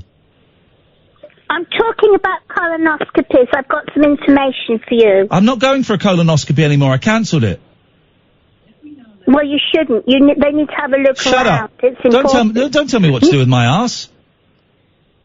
You must have it done. No, when did you get your doctorate, Susan? Sorry? When did you get your doctorate? You're telling me I should have a camera shoved up my bum. Are you some kind of weird pervert? When I had a colonoscopy I'm not having a colonoscopy, so I'm not interested in yours. Well, it's the only way that you'll examine the that you'll see the inside I don't want to see the inside of my intestines. Well, the doctor will, to make sure, because you messed yourself and you need to find out why. That was ages ago and I'm fine. I know why. It was stress. But then Thanks for your call. I look forward to speaking to you later in the week. Jeez. Here's the thing in this world, right? So I was going for a colonoscopy and now I'm not going for a colonoscopy. I've cancelled it. Oh, you should go for your colonoscopy. Oh, you've got to do it. No. Then people tweeting Kath, tell Iain he's got to go for his colonoscopy, and she just went, it's up to him. But you can't do anything these days without someone going, oh, no, you don't want to do it like that.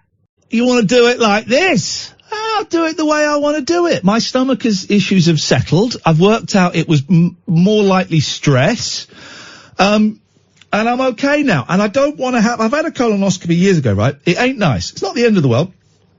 It's, it's manageable, but it ain't nice. And I'm feeling fine now, and I don't feel fine. I get the same symptoms when I get put in a stressful situation. So I've worked out it's stress. So I'm quite happy with that diagnosis. Had the blood test, it's not cancer. So I don't really want a camera shoved 16 centimetres up my jacksie when I pretty much know what's going on. I also don't want to waste NHS resources. So people going, well, you should go. Will you stop phoning me, Susan? That's the noise you make when you have a colonoscopy. So I'm not having it done. I'm not having it done. If it gets worse, I'll go back to the doctor, but I'm fine. I'm not having it done. And you can't say online, I don't think I even said it online. Maybe I did, but I certainly said it on the radio. I'm not going to go for the colonoscopy. Ooh, yeah, you probably, you don't want to cancel that. Dudes, I know my body, and you know what? At the moment, it's all right. Let's go to Sandy. Good evening, Sandy. Oh my! Oh. I thought you might need rescuing. What a conversation to jump into, hey? Isn't it? I've not phoned before, but I saw all the poo and you know, I needed to underpants and I needed to jump in. Thank you. Let's try and keep it above the waist for a little bit. This is the problem. I do get quite lavatorial, and Catherine. Well, I was going to say Catherine kind of saves the show from that, but actually she's worse. She's terrible. Disgusting human being, Catherine Boyle. I miss her terribly. I can't wait to see her next week. She's having a great time on holiday, and I've seen pictures of, she's staying in Greece, right? And Greece is still quite a racist country. I love Greece, but it's quite racist.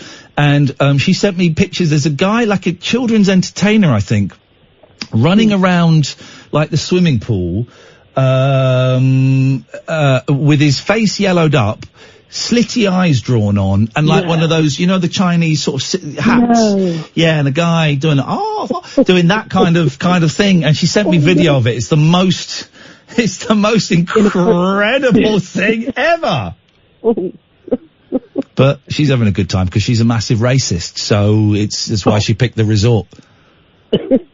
Anyway, Sandy, what can we do for you this evening? Well, I can't remember if it's the first song I remember. Okay. But I had these cassette tapes that were amazing. There were 7 of them, one for each day of the week, and they were named after the rainbow.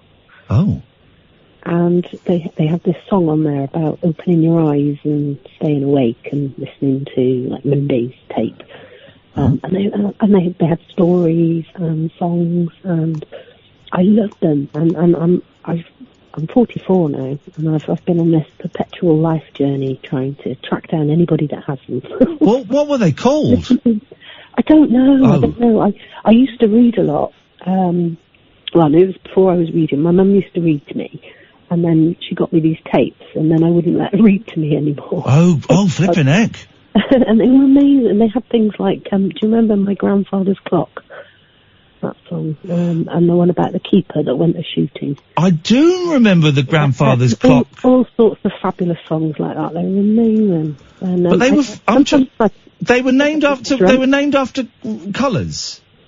I think they were like rainbow cassettes. Yeah. But there was days of the week. So.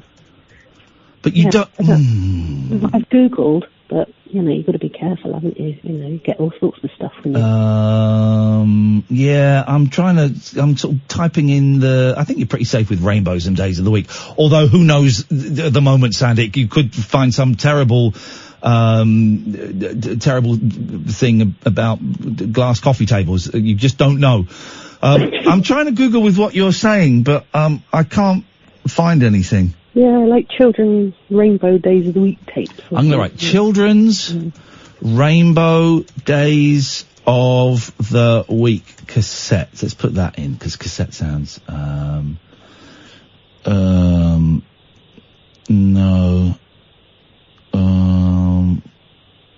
I can't see anything.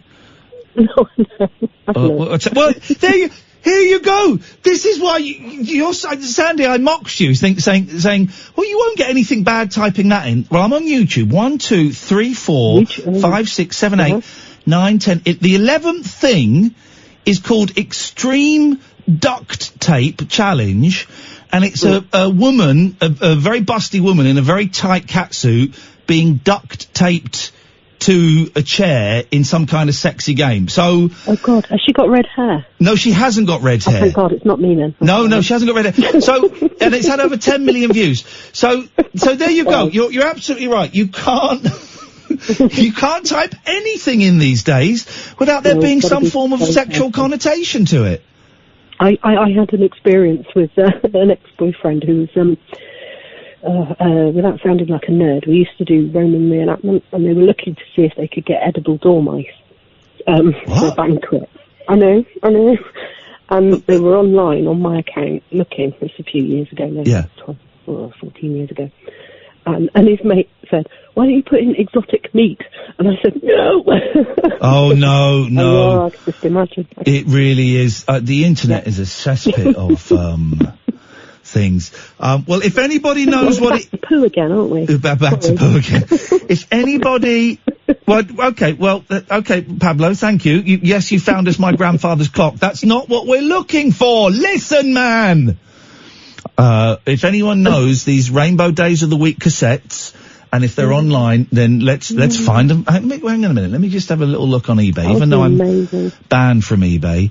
Do you know the other thing from my childhood I remember? Yeah. There was a film called The Mouse and Its Child. The what? Sorry, a gun went off in the background as you were talking. Oh, sorry, it's my other half getting grumpy because I'm up. Was that him tapping on the window or something? Yes, he's banging on the door. What miserable git! Trying to get the dog in. Hang on, it wasn't Rainbow Fairies, was it? No. No? Okay. No, there weren't any fairies.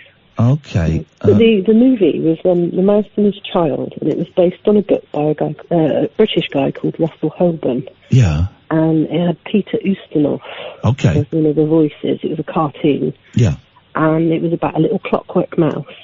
And it was a father with a little clockwork child, and it used to spin. Oh, yeah. And it went on a journey. It traumatised me for life, this film. And it was one of these that you watched it, and it was all the way through. It was really traumatic, but at the end, it was quite happy, and it was worth it at the end. And they were on this path looking for family and territory and like the path to self-fulfilling. And it was really deep. It was horrific, absolutely horrific. And I got home one day. I must have been in my 30s then. And my dad went, "Hey, look what I found on the internet." And he said, "Press play on the tape recorder." And I pressed play, and it was this bloody film. The music started, and I just burst into tears. Oh, God, it was that traumatic. Oh, my God. I bet your dad was gutted. I bet he thought he was going to make your day. Yeah, well, no, because afterwards I was like, "Oh, God, I can't believe you found it. That's amazing." And yeah, it's lovely. No, it really is in fact, the Royal Shakespeare Company did a show of it a couple of years ago. Okay. Well, listen, I'm going to hang on a minute. So let me just put Pablo straight through. Put Pablo straight through, because Pablo's called up. Hang on a minute. Pabs. How do? What you got? Not much. I was going to talk about something else about I thought you'd found Sandy's tapes. No, I found Johnny Cash doing a cover version of it, but other than that... It's not the song! It's not the song! It's... What? Oh, God. It's not the song. We could find my grandfather's clock anywhere. Yeah. All right. Well, that's beyond me. Would it be possible to maybe request being put back on hold until a later time? It will be possible to be put back on hold. We'll call you back, Pablo. Thank you very much for having a look. It is appreciated. And Sandy, thank you for your call. We've got Julie next, then we've got Pablo. 0344 499 1000. This is the Late Night Alternative, weeknights from 10, with me, Iain Lee, on Talk Radio. Across the UK, online and on DAB.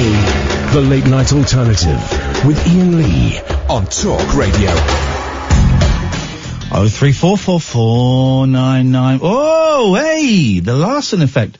03444991000 is the telephone number. Let's go to Julie. Good evening, Julie. Good evening, Ian. Good evening, Julie. What can we do? What can we do? Terrible way to start a phone conversation. What can we do, Julie? What can we do? What can we do? I'm to tell you my tale of being dumped. Oh, go on then. You're sounding very muffled. What, have you fallen down a well or something? No, but it's a rubbish phone. What is that? One day they're going to make a mobile phone that can actually make a decent phone call. Wouldn't that be something? Wouldn't it just? Magic. Anyway, go on, Julie. We can hear you well enough. Go on. Okay, so I was 13, and it was a boy asked me out, and then I had my first kiss with him. Yeah.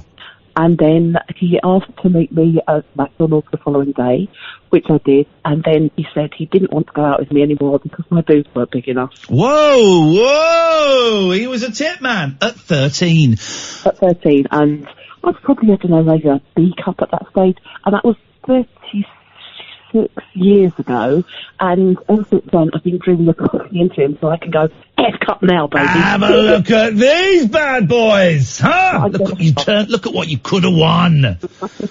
Wow. Here's the thing, that's terrifying. If that's 30 odd years ago, when it could be argued that teenagers and very young teenagers were less influenced by porn than they are now. Yeah. I do worry about my boys and what they're going to be like, and these are dark days we're living in, Julie. They are. They really are dark days. I've got an 18-year-old and a 16-year-old, and it's a nightmare. Sorry, go on. No, go on. Carry on. I was going to share something, and then I've decided. Look at me being all grown up. I'm not going to share it. No. I was going to share with you the first song that I can remember. Yeah, go on. Which coincidentally used to terrify me, and it was. I don't know why my parents thought of playing it to me over and over. It was Sparky's Magic Piano. Oh man, that song was nuts. Did you have it on All Aboard? Yeah, I think it was on All Aboard, actually. All Aboard was an insane record that everybody around our age, and by that, Julie, I mean old, we had an amazing cover, and there were some great songs on there. There's a little bit of Rolf Harris. Don't talk about that these days. The Runaway Train, maybe something like that. Yeah, but Sparky's Magic Piano was on there, and I have no idea. Was it like from a cartoon or something? I think there was a movie of it. I don't know, but it was kind of like, it was kind of an old thing, I don't know, 40s, 50s. Sparky. Whoa, yeah, my piano can speak. Terrify me. That was, you know I have to play it. Hang on. Sparky's Magic Piano, 1950s. It's a cartoon. I don't want to see it. Yeah, I don't think I can listen to it. Well, I think we need to confront this. Oh, God. There's loads of different versions. Yeah, there's the Sparky's Magic Piano, and then there was another follow-up. Hang on a minute. What is this? But, you know, basically it's a possessed piano, isn't it? And then he lies and says it's him playing. Here we go. This is apparently it. I don't know.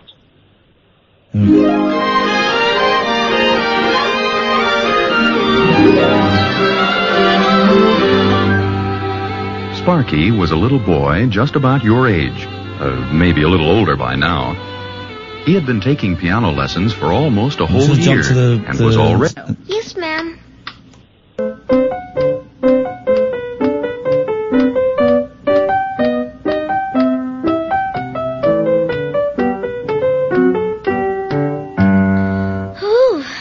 Was that all right, Miss Spear? Well, not too bad for the first week. But you need more Let's practice. get to the piano talking. To be able to play like that. That sure is good. Here it comes. There it comes.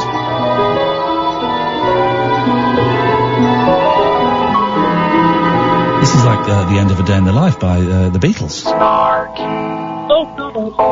There it is, Julie! Who's that? Who's calling me? It is I, your piano. My piano? But you're talking. Yes, I can talk. Goodbye. Thank you very much. No. We don't need to go down that rabbit hole. It's might go goosebumpy. Yeah, goosebumpy, you say. Thank you, Julie. Good evening, Jessie. Hello, Ian. Hello, Jessie. Tonight, I want to talk about something that you can probably relate to as well. Okay. How therapeutic cats are when they've been through hell. They're the best, man. Forget your dogs. Yeah. Cats are the best. They are, aren't they? Yep. And my young cat is 9 months, is the funniest. His best friend's a dog upstairs. Yeah. Oh, there you go. And they kiss each other and everything. It's really cute. Dirty. Here's the thing. The whole thing about cats and dogs hating each other is a myth. That's like from Tom and Jerry or something. It's a myth. They get on really, really well. Well, it's just them two that do. We just clicked. Yeah. So how has your cat, who's still a baby, how has your cat helped you? Well, I've called him, he's called Angel. Okay. After my wee girl. Yes. In memory. And when they come and give you unconditional love. Yeah. I know there are monkeys as well, but it's really sweet, innit? And yeah. The cuddles and the hugs. He's looking at me like, aren't I sweet? They're the best. Here's the thing. Cats are the best, man. Forget dogs. Definitely. Forget everything else. Cats is where it's at, man. They are the best company, and they're also quite dismissive. And I know that when I get home tonight, then hopefully all three will be in. Sometimes Lucky stays out late. All weekend she just kept killing mice. Just kept killing mice. And I was with the boys, I was going, she's got another one. And my youngest considers himself a little bit of an animal crusader, so he would go out and chase the cat to get it to drop the mice. And then he came running in screaming, going, "Oh my God, the mice is still alive! It's still alive!" I said, "Yeah, you've saved it, man." Oh, my young cat doesn't go out because my last cat got nicked. Oh. And it's extra cute, so he's an indoor. Well, this is another reason I get black cats, because no one wants to nick black cat. A, because they're the most beautiful cats in the world. B, because no one else wants to nick them. So I just have little black moggies running around. Oh. Jessie, it's always nice to be reminded how great cats are. There are some people that will never see it, and those people, as far as I'm concerned, Jessie, are scumbags. Thank you for your call. 0344 499 1000. Pablo! Hip, how do? Yes, mate, yes. I'm not stopping for a McDonald's on the way home tonight. I am not. No, but although that's a fair thing. If you're doing things after midnight, can you get a breakfast? No, I don't think that. When does the breakfast starts at like 5 or something, doesn't it? Oh, Dad, no. After midnight, you just go and get. Last week, I bought 3 burgers and a chips in one setting. Now, unluckily, they forgot to give me the third burger, so I only had 2. But still, it shows that I was ready to dive in at the deep end. 3 burgers and a large chips. You say this actually because there were 2 things actually. One is a gripe and the other is a fortuitous event. Let's have it. But, give it to me, baby. The gripe is hamburger. Yeah. For McDonald's, you know, I could argue maybe cheeseburger, but hamburger would be their default hamburger. Was it a hamburger or a beef burger? I don't know the difference. I think they advertise it as hamburger, but either way, their burger is supposed to be their like kind of default sandwich. But whenever I go in there to get a burger and I order a hamburger, I always have to wait ages, and there's people getting quarter pounders, whatever, things with bacon and all sorts of things. You're doing it wrong. You're doing it wrong. Because back in the day, they used to have it all kind of racked up, ready to go, and you go, I'll have like a burger and fries, and you'd have it in 30 seconds. But now I think they cook it when you order it. But I think it's a bit of both. But I think they just work on the averages, and I think I'm in the minority of being a hamburger lover. I think everybody else is going for your cheeseburgers, your quadruple pounders, or whatever. Well, so you just get a plain burger for 99p? Yeah, oh yeah. Why would you do that? Why would you not get a barbecue signature?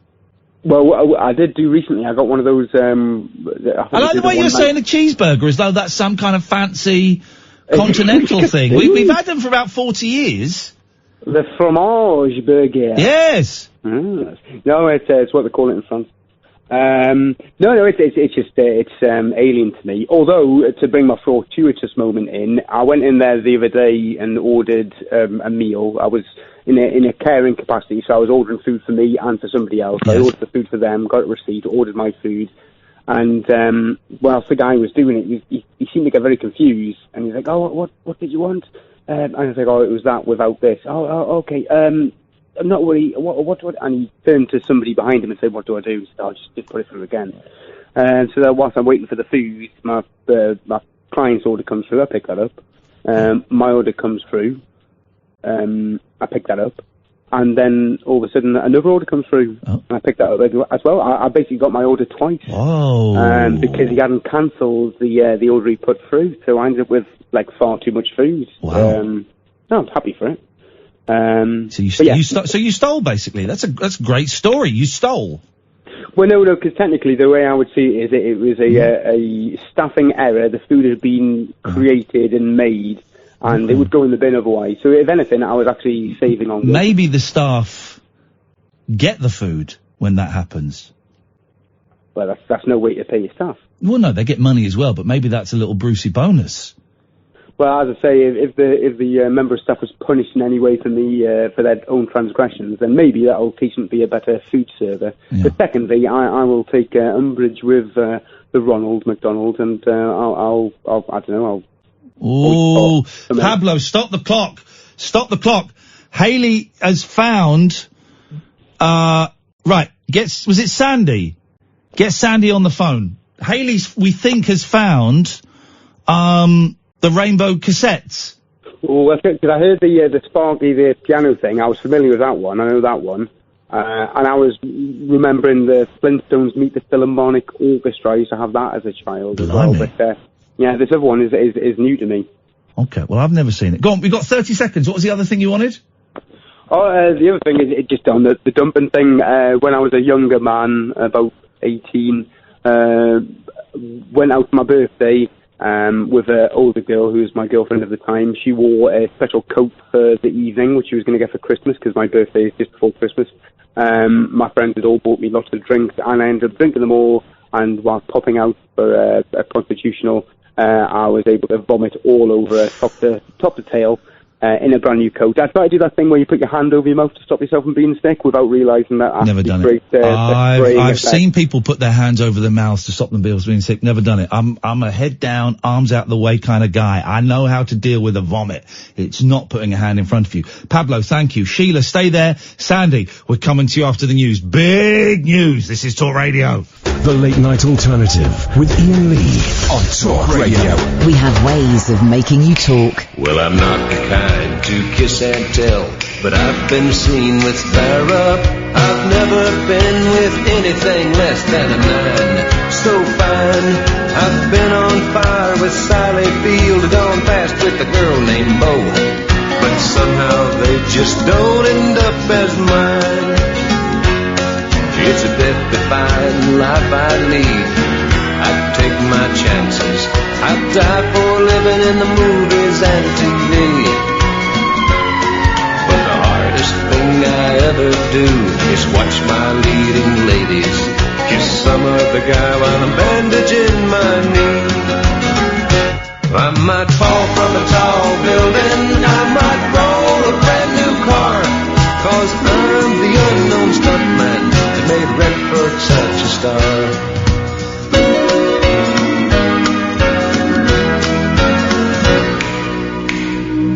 I've never spent much time in school, but I've taught ladies plenty.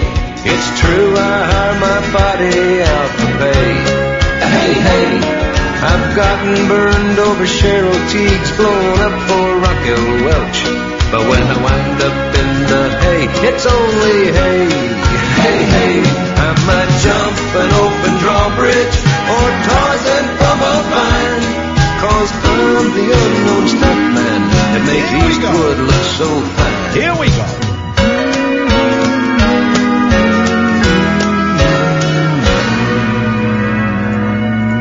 Oh, 344-499-1000. Sandy. Hello. So, don't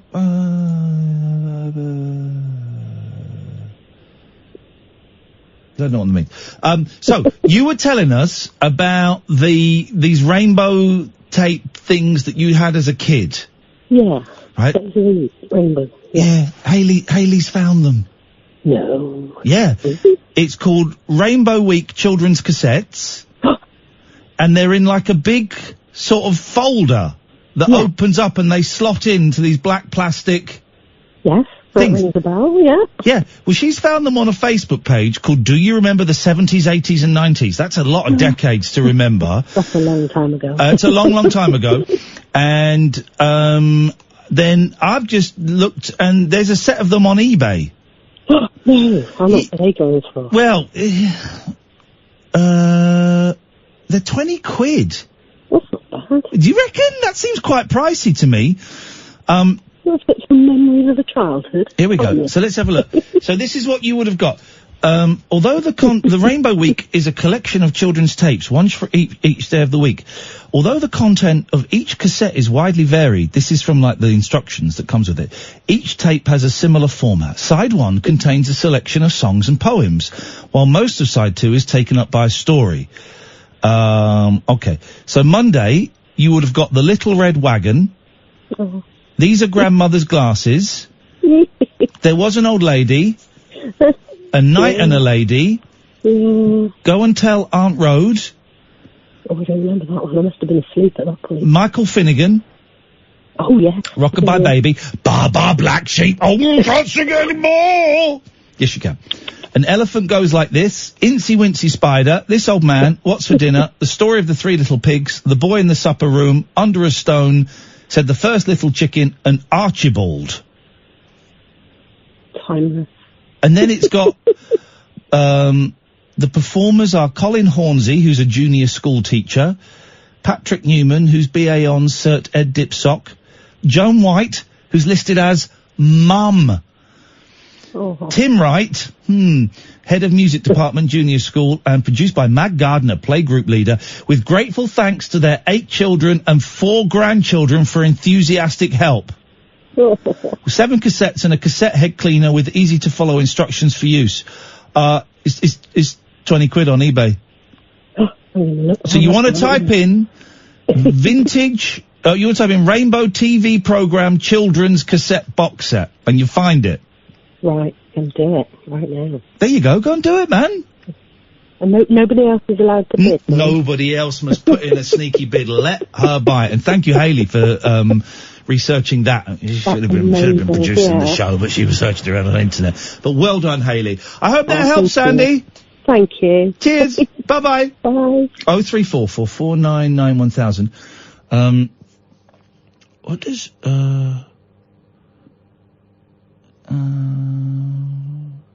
what is, I don't even know what that means. Let's see, we can see the history of what people have said when they, I don't know what that means. So what I can do is I can just block them. There we go. 0344 499 1000. Let's go to Sheila. Hello? Hello, Sheila. Hello. Hello, mate. What you got for us, mate? Well, talking of, like, cassette stories, my daughter was born in 1983. And she loved, I don't know if do you remember, oh God, what was his name? Adam, it was a female version, She-Ra. She-Ra, hang on, the female version of well, no, hang on, there was She-Ra. I can't think of his name. He-Man was the male version of She-Ra. What? That was it, He-Man, yeah. Yeah. But my daughter, she was infatuated with She-Ra. Yeah, Princess of Power. And Princess of Power. And Spirit, her horse. I collected for her all the tapes. She had storybook tapes, all the tapes and all the books. And she used to go around, she used to put a pink blanket round her, and I bought her a sword, and she used to go around, like, thinking she was She-Ra. Oh, flipping it. There you go. Well, that's all right, isn't it? That's a good, She-Ra's a good role model. Yeah, she absolutely loved her.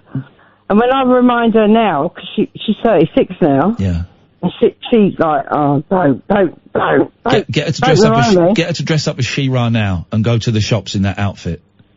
She had this green leotard that she used to wear and a pink shirt, pink blanket round her, and she had a sword, and honestly, she was infatuated with her.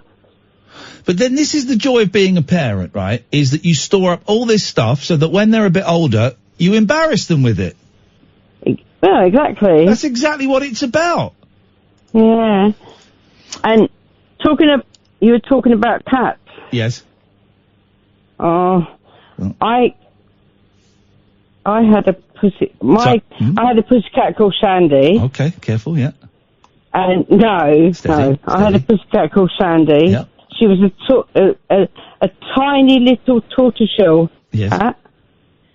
And in 2017, 27th of December, just after Christmas, I had to have her put down. She was 20 years old. Oh, no. Oh, my God. Honestly, she was like my child. Oh, don't. My girl's 20 years old. But she shows no signs of giving up. I'm sorry you had to do that. That's sad, isn't it? But you know the weird thing? She used to, like, go in her tray. 'Cause she weren't an outside doors cat. She was inside. Because I lived in tower block, so she never went out. When I did move to a house, she used to go in her tray, and she'd bomb up the stairs at 19 years old now. Yeah. But, yeah. And she just... You did it again, thanks for your call. Jesus, some people, eh? I'll give you cheeky effer, whispering weird kidnapper in the background. I'll give you a cheeky effer in your face! With my fist! Please don't swear. I was going to say something really profound then, and I've forgotten now, because we had a potty mouth idiot in the background there, in what was otherwise a very sensitive, if slightly dull phone call. So instead, what was I going to say? Because I was Googling something while she was talking, and I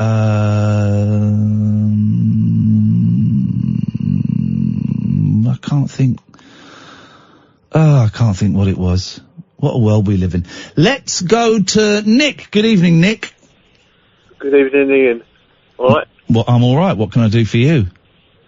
Another quick cat story. Here we go. Here we go. We're in. Right. Ex-girlfriend had 9 cats. Yeah. They were always coming and going. And, anyway, about a month ago, I get a phone call. Don't know the number. It's the RSPCA. Yeah. We had them all chipped, and we split up, you know, ex-girlfriend. Yeah. And, she changed her phone number, so I had to go round, you know, the cat. They found the cat, it got lost with someone, the RSPCA guy, or what was it? Anyway, so I went round and I explained, you know. Anyway, got the cat back, and, she said, "Oh, we'll have something to eat." So, yeah, stayed for something to eat and stayed for breakfast. Hey! You know, since everyone's happy, you know. Are you saying that a cat has brought you back together with your ex? No, only for one night. Oh, for a quick... So, all right, so the cat got you some sex? Yeah. Why are you not going back there for more? Why are you not... Come on, go back and try and make this work, man. No. Just wanted a quick bunk up. Cats are cool, yeah. Ian, I've got to say this, man. I've got to say it. Say it. You know what hypochondriac is? Why? Well, you get a lot of ailments, I think. Are you saying I'm a hypochondriac as well? Is that fatal? Can I die from that? Oh my God! I've got something else wrong with me! I'm just pointing it out. Well... You used the computer bloke doctor, didn't you, to diagnose your thing? I don't know whether that's the way to go, but I'm not, you know, you can carry on, feel like you feel, but... Well, here's the thing, my symptoms are real. I've been ill. I was ill. Yeah, of course they are, but a lot of it's in your head. Well, no, it was in my stomach. No, I know, it's stressed in that, it's things, but anyway, you do go through the mill, you have accidents and stuff. I have a lot of accidents. I'm very accident prone, but trust me, Nicholas. Careful. I say to my mum when she falls over in the garden, take your time, mind how you go. I'm not in my 80s. No, well, I'm 55, you're 46, and you're acting like you're 65, man. Well, listen, maybe I've just led a very stressful life. I've squeezed a lot into this life. I've lived. I know, mate. So has 90% of this country, I think. Exactly, but I have done more than 90% of this country. I've suffered more than 90% of this country. God damn it! And I'm still here to tell the tale. The hypochondriac. The what? The violin's out for you, mate. I'm going to get the violin out. I'm going to shove it up your ass, and then I'm going to shove it in the tiny hole in your penis. That's what I'm going to do. Hypochondriac, dear God. feel a headache coming on. This is Talk Radio. Stimulating nightly emissions guaranteed to open your eyes and your mind. Oh my word. The Late Night Alternative with Iain Lee on Talk Radio. Oh yeah, we were doing this story and then we got distracted, I think by Susan phoning in all the flipping time. Dear God, we tend not to do double bubble on this, which means if you've called in once, and give it a try next day or maybe in a couple of days' time. And occasionally we break that rule with something like Sandy, with Hayley finding those tapes. That was a perfect reason to get her back on. But or maybe you have something, you say something in the first hour and then I don't know what the most important thing would be that you would have to phone up half an hour later and say. But 0344 499 1000. Now, this is a story we're doing. Many people opt to have sex in the privacy of their own home. Many people opt to have sex in the privacy of their own home. Here's the thing, I've never done it outside. I'm always quite conventional when it comes to locations for intercourse. But part of me is thinking, I can't go I don't want to get too graphic. I don't want to get graphic. Don't panic. Part of me is thinking, maybe there is something in this doing it outside lark. Maybe it's never appealed to me before, but a lot of people do it, apparently. Maybe there's something in it. So I'm thinking I might go for it. If you have any experience, I'm not like dogging. I don't want someone putting a boob in one window and a willy in the other window. I don't want that. I'm not interested in that, because I imagine that the people, I don't know, I just imagine, and if you're a dogger, and maybe dogging's a myth, because I've parked in laybys late at night just to have a coffee or something, or a little snooze or something, and I have never seen any shenanigans going on. So part of me thinks that dogging is actually a myth and it doesn't really happen. Right? If you prove me wrong, 0344 499 1000. But also I kind of have an image that the people that do go dogging, they're not going to be very clean. That's what I guess is what I'm trying to say. But I do think that dogging is the great myth of the 20th and 21st century. I don't think, because I do a lot of driving. I do a lot of driving at night. I've been in laybys. I've been in, is it? Susan, could you stop phoning my radio show, please? Go in the car and get her on the dashboard. Bye. I have no idea what that means. Absolutely no idea what that means. Stop phoning my radio show up. Phone it on Wednesday or Thursday. You've had more than enough. And your calls aren't very interesting. Let's go to Mary. Good evening, Mary. Hi. Are you a dogger? No, I love dogs. Okay. But I just thought that's what you were calling him for. I do apologise. Go on, what have you got for? Oh, you're thinking about it now, though, aren't you?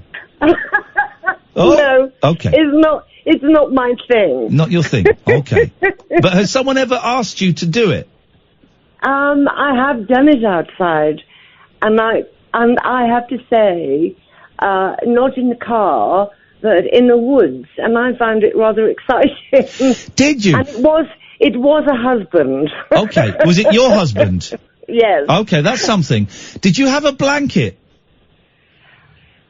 No, we were totally unprepared. Oh, look at this, is bringing back some fun memories. And did you only do it once, or was it a couple of times? No, I only did it once. Okay. Yeah. Because I never have, right? I never have. And as I approach 50, I kind of think, well, I've got to give it a go. I think you should. I think you have to, actually, you're coming down to Brighton soon. Yes. I can tell you a very quiet, secretive spot where you can try it out. Mary! Mary, not quite so contrary. Incredible scenes. Okay, you know, a little hollow that I can come in. Okay, fine, great. Well, but send us a grid reference. But that's not what you called in for, is it? No. I called in to ask, I know that you're coming to Brighton. Yes. And I want to come and see the show. Yes. And I believe it's the 4th of November. Or is it the 8th? It's something like that. Let me have a little look at iainlee.com/event, iainlee.com/event. We've got Bath on the 7th. We've got London on the 14th. And we have got the Rabbit Hole Saturday, the 9th of November in Brighton. 9th of November. And do you have the telephone number of the pub? Is it a pub? It's the Caroline of Brunswick. I can't go online. So do you have the number handy? I'm gonna get you the number. Thank you. Very, very second. Why can't you go online? You've done it outside and everything. What's... I've got more interest in sex than I have in computers. Hey! Mary's coming to the show. After the show, you're going to take me to this location, just so I know it for future reference. Right, have you got a pen and paper? Yeah, I'm sat ready. 01273. 01273, yeah. 6244. 6244. 34. 34. And, I have a lot of friends, so, bring them. I'll ring up the, Caroline of Brunswick and see if they've got any tickets. Can you tell me what prices the tickets are, roughly? They're £14, and it's a small venue. It only holds about 60 people, but I think they've still got quite a few tickets left because they only went on sale recently. But you get a 2-hour show, and then afterwards, Mary, Kath and I stick around and we shake hands, and if you want to have pictures taken and stuff, we do all of that. So you get a whole evening's entertainment, and then you get to take me to the woods and show me a nice little area for a bunk up. How's about that, you mucky pup? Oh, it sounds rather exciting. I'll definitely be at the show. Mary, I look forward to seeing you then. Thank you so much. Okay, thank you. Bye-bye. There we go, you see. Whatever it takes. Whatever it takes. Oh my God, Lucy says, Ian, don't worry about your cat being 20. My black cat lived till she was 25. And slept away in my arms a few months ago. If we give them a calm, stress-free life, I think they can go on relatively healthy for a long time. Well, Velvet is April, May, June, July, August. She's nearly 20. She's 20 years, 5 months. She's as thin as a rake. She's got like thyroid problem, but I decided to stop giving her tablets because it was kind of stressful me giving her the tablets, and she seems fine. She's in perfect health condition. She's very bony, completely deaf actually. She can't hear a word you're saying, and I'm wondering if that's deafness or earwax or all that kind of stuff. But yeah, I think she's going to be, around for a while, man. I think she's going to be around for a while. 0344 499 1000. Oh, can I do this story? Please let me do this story now. Oh, this is what I was going to say. We were talking to Sandy about her cassettes and things. I remember I had this, and I was obsessed with this, and I've just found it online. Hang on, let me just play a minute of this. Here we go. This is the story of the search for Spock. You can read along with me in your book. You will know it is time to turn the page when you hear the communicator beep, like this. I used to love this. Let's begin now. Space, the final frontier. These are the continuing voyages of the Starship Enterprise. After his battle with the criminal Khan, Admiral James Kirk and his crew brought the battle-scarred USS Enterprise back to Earth for repairs. Captain's personal log. We're nearly home, yet I'm uneasy. The ship feels empty since the death of my friend Mr. Spock. And Ship Surgeon McCoy has been acting strangely. At times he seems to believe that he is Spock. An alarm rang. I was obsessed with that as a kid. Imagine. Flipping it. The old days were generally rubbish for kids.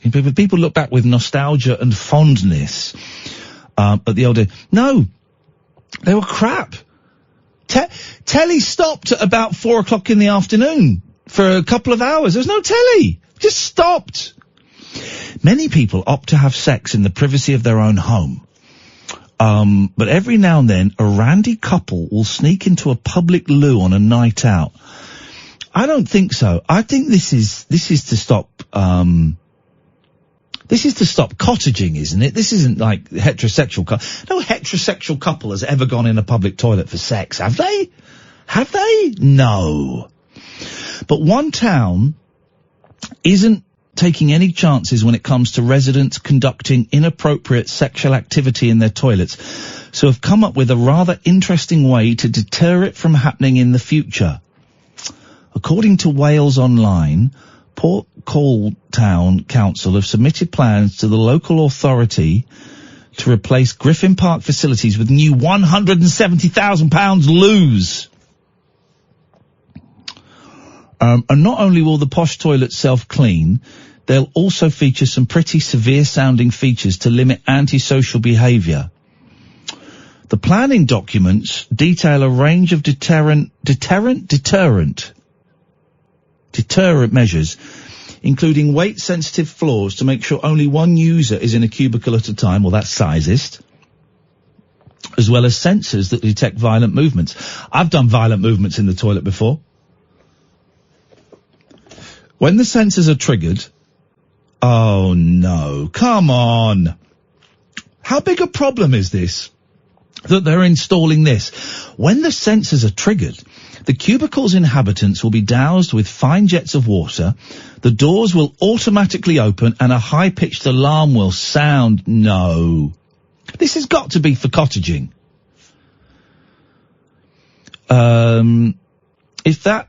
If all that weren't enough, the loos will have a restricted time entry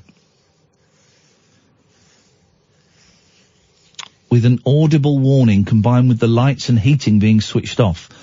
They also intend to use graffiti-resistant materials on the walls and flooring. Oh, jeez. Oh, jeez. I mean, man alive. People will have to pay to use the new toilets, but the town council has yet to decide how much they would charge. My God. My God, Miss Jones. Sloop John B, stay there. I'll come to you in a second. This is Talk Radio. Whispering lunar incantations for cross-parents, cross-dressers. Yeah, did you know this about me? And cross-rail workers. Steel and polycarbonate. The Late Night Alternative with Iain Lee. I've got a very poor internet connection. On Talk Radio. 0344 499 1000. Last half hour of the show before Paul Ross at 1. Let's go to Sloop. John B, good evening, Sloop. God damn, Iain Lee is making my nose bleed. Hi, and sorry, I just want to do a voice drop there. Okay, I don't know what a voice drop is, and I don't know what... No, you had just now, you had the bit where Pablo was going to have got a very poor internet connection. You know, use the advert. Oh, yeah. I was figuring Denny will have to be making a new one in his office soon, and I thought maybe if I do that, he'll hear it and go, oh. We're playing the same trailers and jingles that we played when I joined this station over 3 years ago. They ain't going to make us any new ones. They're not going to make us any new ones. But if they'll hit, this is a good one for Catherine. Catherine Boyle is in the house. Somebody call security. How about that? Well, again, they ain't going to make any new trailers. They don't care about us. We just cast adrift on memory bliss. What was that? Oh, that's PM Dawn. Cast adrift on memory bliss. But it's something embarrassing happened to me today. Remember last time I called you about the chip shop thing, that young lad being embarrassed? Yes. Well, something happened to me, and it's going to lead to a question I want to ask you. I will find out what that song is. You can keep playing it. I don't know yet, but I will. I was walking to work, and I was listening to a song by the Dilated Peoples called Clockwork. It's a floor filler, right? Okay. And there was a bit where it's got some really good scratching. You know, like DJ scratching? Yeah. Waka waka wah! Yeah. So anyway, I'm walking along. I think I'm going to have a scratch. I'm literally going to do some air scratching right now. It's getting very animated. Yes, man. I look up, and there's a car full of girls laughing. And it's you know, well, years ago, I Who would've cares? got- Screw them. Well, No, yeah, not screw. that's it. Who cares? Their problem. Deal with it. That's it. But it also was making me think about, like, what makes, you must play air guitar. I know you're not a hip hop head, but what's the song that you just can't, you have to do it, you know, like when you hear it? It must be like an early Beach Boys or something. I'm more of an air drums kind of guy. I was playing the drums. Oh, I tell you what, I was playing today, right? Go on. I was playing this and I was playing the drums in the car. Hang on a second. I bought this album. It's not a very good album. It's an album of Paul McCartney covers, right? Okay. Came out ages ago, but I got it cheap when I was in Italy. And, Why not? but all the covers are just like exact copies of the Paul McCartney original version, so it seems stupid. Yeah. Right. But anyway, Def Leppard doing Hell on Wheels. My God. But I was trying to keep it authentic, so I was only doing one arm drumming, because the drummer's only got one arm, isn't it? Our mutual friend John Montagna does that in a video. He's talking about Beatles doing an epic fill on the song Something. Yeah. And he can't help himself, and he even does the silly face where he bites his bottom lip and does the one arm sort of drumming thing. So it's like,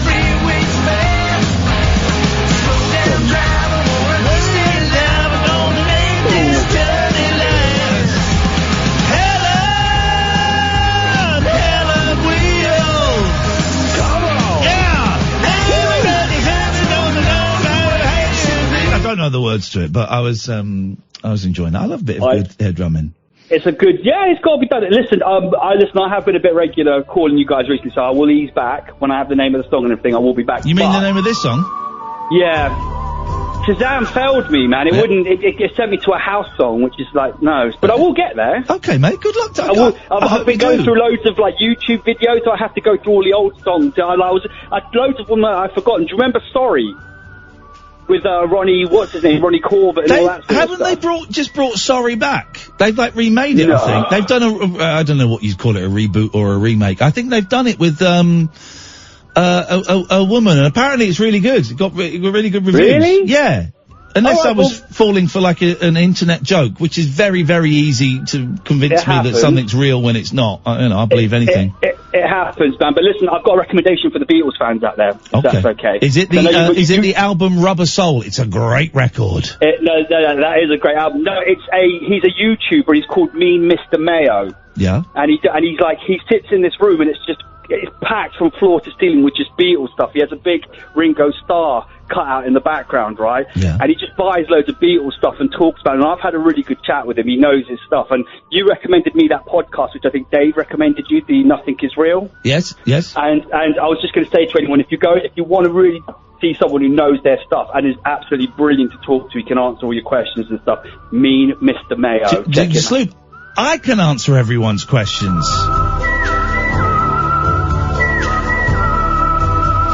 How can he not know what this bit of music is? I mean, imagine. 0344 499 1000. Let's go to Lee. Good evening, Lee. Hello, Ian. Hello, Lee. What you got for us? Well, I've been promising myself I was going to call you for many years. Oh. And I always bottle it. And tonight I've decided that I'm actually going to make the call. Hey, nice one, man. When are you going to make the call? When am I going to make it? Right now? Yes. I've got something important to say. This is it. Let's have it. Well done. Well done. Thank you for listening for years. Today's a really important day for me because it's been 5 years since I last had a drink. Oh, congratulations. Yeah, I'm really pleased with myself. So, that's really important to me. Yeah, it's an important thing to you, and it's important to society as well, because you'll be an inspiration for other people who are struggling, and also you'll be causing significantly less damage than you were 5 years and a day ago. So congratulations. Yeah, thanks a lot. It's really important. I've got kids and stuff, so, it really matters, if you know what I mean. It's better, isn't it? Everything's better.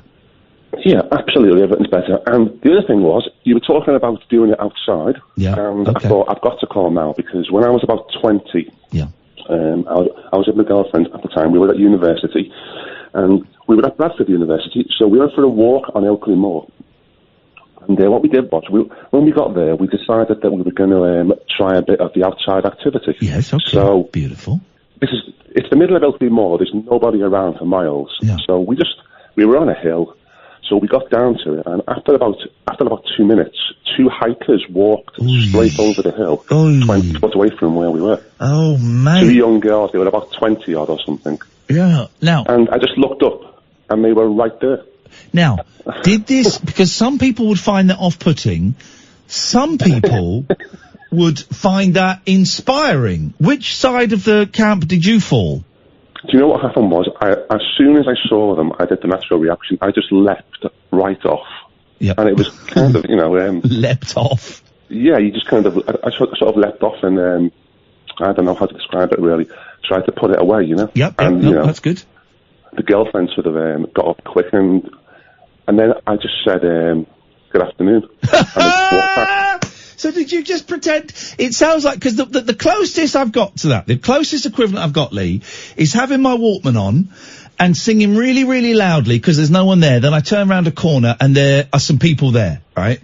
And you either have to pretend that you just have to stop and pretend that you weren't doing anything, or you just have to think, sod it, and just turn up the volume a bit more. Yeah, it just felt as if there was nothing I could really do. What can you say in that situation? They didn't say anything, so I just stopped. Okay, and then when they left, yeah. Oh, when they left, you picked up where you left off? No, we didn't. Do you know what we did? Right? Yeah, we went for a little walk, and when it came to like a woodland area, we did leave. We did carry on, yeah. Good for and then after that point, we went to a couple of different places and did a bit more in other, on other days out. Oh, so it became, we don't do it anymore. We're a lot older now. It became a thing for you. I wouldn't say it was a thing. I'd just say that it became something which we knew that we kind of enjoyed, and then did it a few more times. Okay, I'm not convinced I'm going to enjoy it, but I want to. I'm just thinking, come on, man. I've always been sort of dead against it. Let's give it a go. Why would you be against it? I'm quite. I think you should do it in bed. I think you should do it in bed, in the bedroom. I know what you're saying, but there's just some, give it a try. There's something really exhilarating about it. Okay, all right. I'm listening. I'm not against experimentation, dressing up, equipment. All of that stuff is great, right? But I just, for me, it's like the bed. The bed is where it should be. But okay, I'm gonna do it. The nighttime, I'm guessing, is better. Is it? You're the expert. I'm not. It was the daytime. It was Oakley Moor, so we weren't going to go there at night time. It was in the daytime. Okay, all right. Nice I wasn't going to do that. This reminds me. I'll be thinking of you when I do it. One more thing.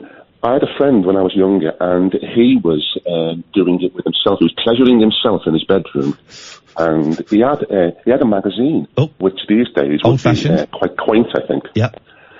And his mum just opened the bedroom door and walked in, and he was in mid.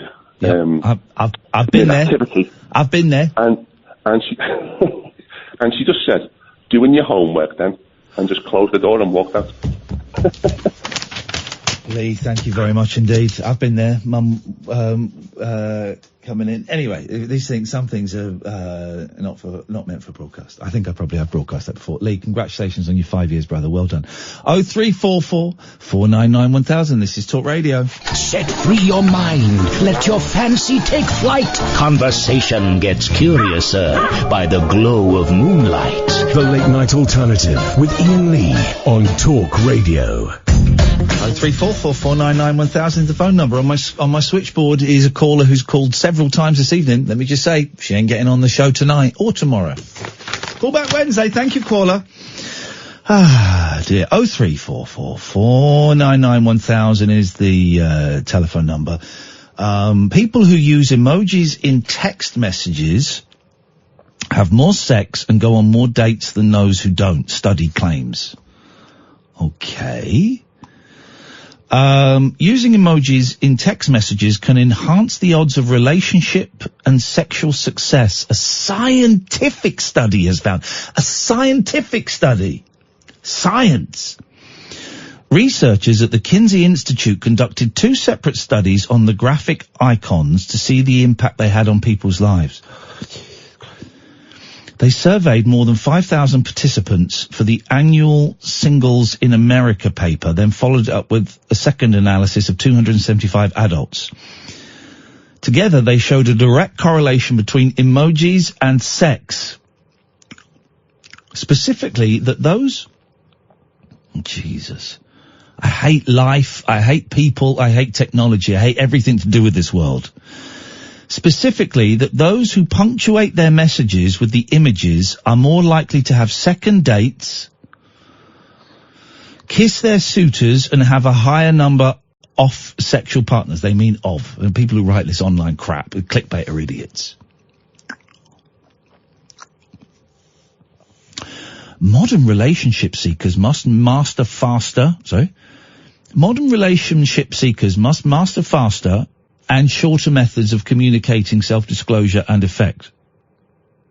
That doesn't make sense.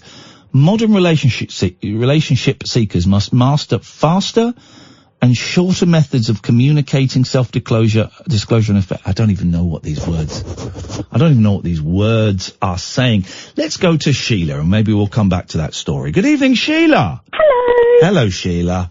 I'm phoning up to make a complaint. Okay, yes. I'm trying to remember the Monty Python sketch, but I can't, so we'll just take it straight. Go on. Okay, against the Trade Description Act. So I have 2 late-night alternative membership cards. Okay.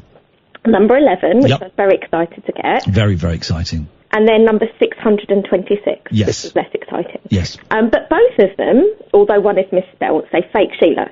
Well. However, when I ring up these days, I'm no longer fake Sheila. Can you add fake Sheila to the thing? Yeah, actually, that's all I wanted. I thought I'd have to work a bit harder at it. It's done. It's done. Simple. You got us there. Listen. Oh no! I don't want to go. I don't work for that. I don't want to be taken to court, Sheila. Fake Sheila. I don't want to be taken to court. I don't want a prison sentence. I don't want any bad vibes.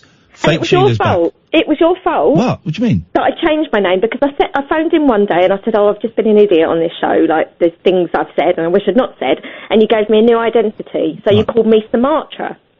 Or something from a computer game. Symmetra, yeah. Something. And so then next time you were off, I phoned up. Why the hell have you got 2 membership cards? Oh, you caught me. You should not have 2 membership, particularly if you're a number 11, if you're a double digiter. No, I'm a double digiter because I phoned up and I wanted that card. So I told you at the time, I waited all weekend to phone up and ask for that card. Yeah. And then 11 is my lucky number. So I kind of tried my best to time it. Yeah. And then number 11 went to somebody else. Oh. And then he said something or did something and you revoked the card. Okay. Gosh. So I would have been 12 and I got number 11. So What a complicated system. However, back in the day. then I bought a t-shirt. So I've got number. Well, you know there are platinum cards coming out soon. Yeah, I know. Platinum but what cards. do you have to do? You just got to be one of the first 100 people to buy mine and Catherine's 7-inch single. That's it.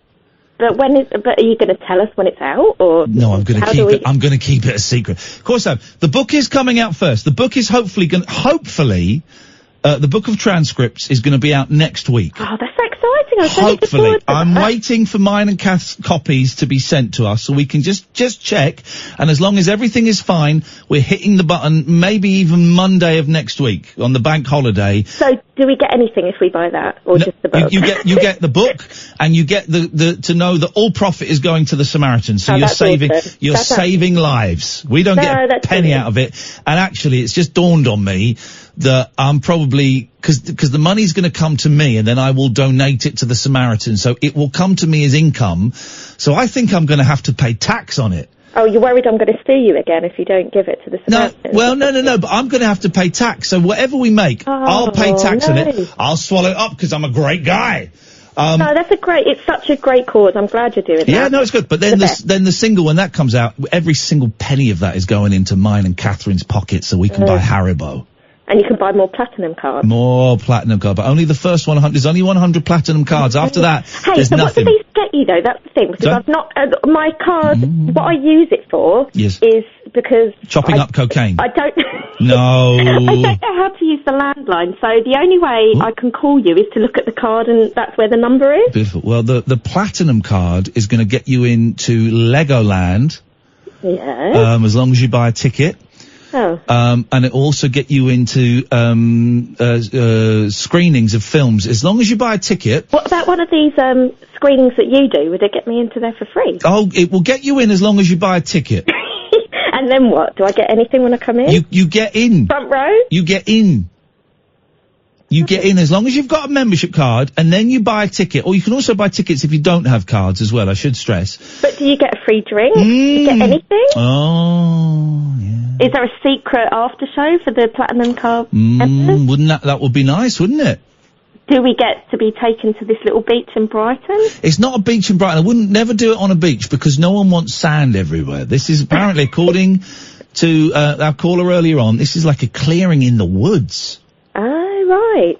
I bet Brighton is So it's not dogging a- central, It's not a though. beach, then? No, I bet Brighton is dogging central. Yeah, but they have a lot of fun there. I don't. I'm surprised you've not dabbled in that. I'm quite conventional when it comes to locations. You are. Catherine is the wild one, isn't she? Catherine is I can say this now, utter She's not filth.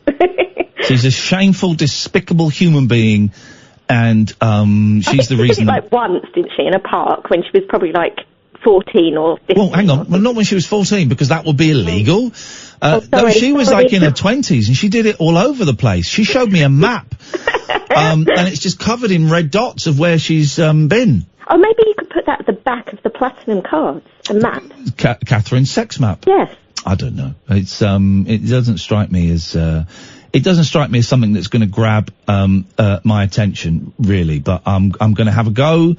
Going to try it once. I just kind of think I'm getting to the age where, come on, man, just try something, and if you don't like it, let's move on. And are you going to sort of tell us about it? Oh God, yeah, no, I'll stream it on Periscope. Oh, thank you. That'd be nice. Very, Okay. very welcome, Sheila. My absolute pleasure. Of course I won't be. Thank you very much indeed for your call. 0344 499 1000.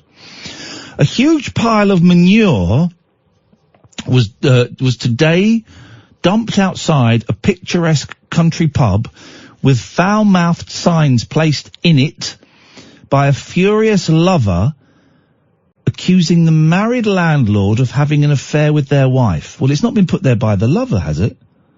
These online clickbait stories, and this is on the Mail, they're written so badly, man. So the grammar and the sentence structure is awful. A huge pile of manure was today dumped outside a picturesque country pub with foul-mouthed signs placed in it by a furious lover accusing the married landlord of having an affair with their wife. Okay. The enormous mound of stinking dung was littered with handwritten signs accusing the pub's landlord and chef, the guy's name there, but I'm not going to say his name, we don't need to say his name, of cheating on his wife Joanna. 5 placards stuck into the 2-metre wide pile read, "The landlord is effing my wife." And neighbours in the leafy village of Hawkley revealed they have been in fits of laughter about it. Ay, come on. It was left outside this pub overnight and was so wide it caused delays for motorists trying to pass through it. The gentleman in question today denied the foul-mouthed allegations, claiming the manure messages are a smear campaign against him and are unfounded and true.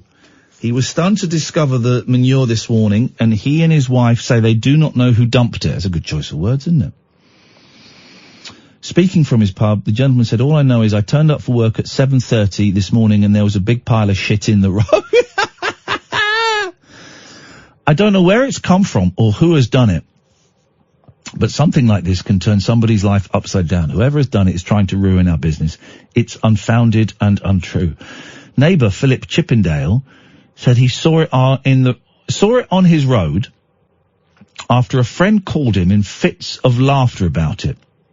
Mr. Chippendale, 70, said, "When I saw it, I thought, my God, what's that doing there? It was a trailer load. People had to drive around it. It's a mystery how it got there."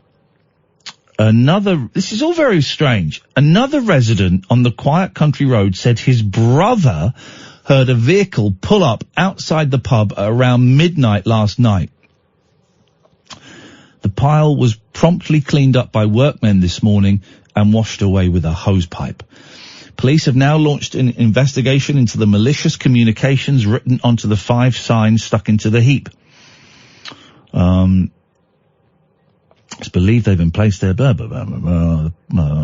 less than a fortnight ago.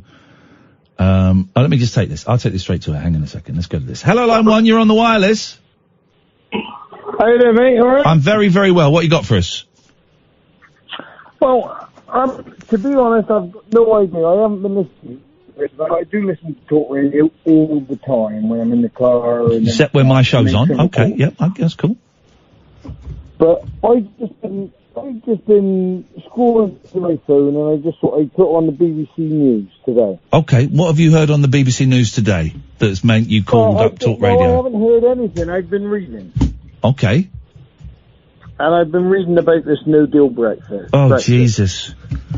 5 minutes before the show ends, that's what you want to call in about? Yeah, I do. What, are you stockpiling? So, no, I'm not stockpiling at all. I would suggest are you stockpiling booze? In your gut? No. I don't need to stockpile booze. Because you're drunk already, okay. I would like to say. Yes. No, do you want to hear me out or not? Not really. Well, you obviously want to waste time. I just want to tell you what my point is. I don't really want to know what your point is about Brexit. I don't really care. You don't care? No. Well, you don't care about Brexit? Actually, no, I don't really care about Brexit, but I care very little about Brexit, and I care even less about what your opinion is on it.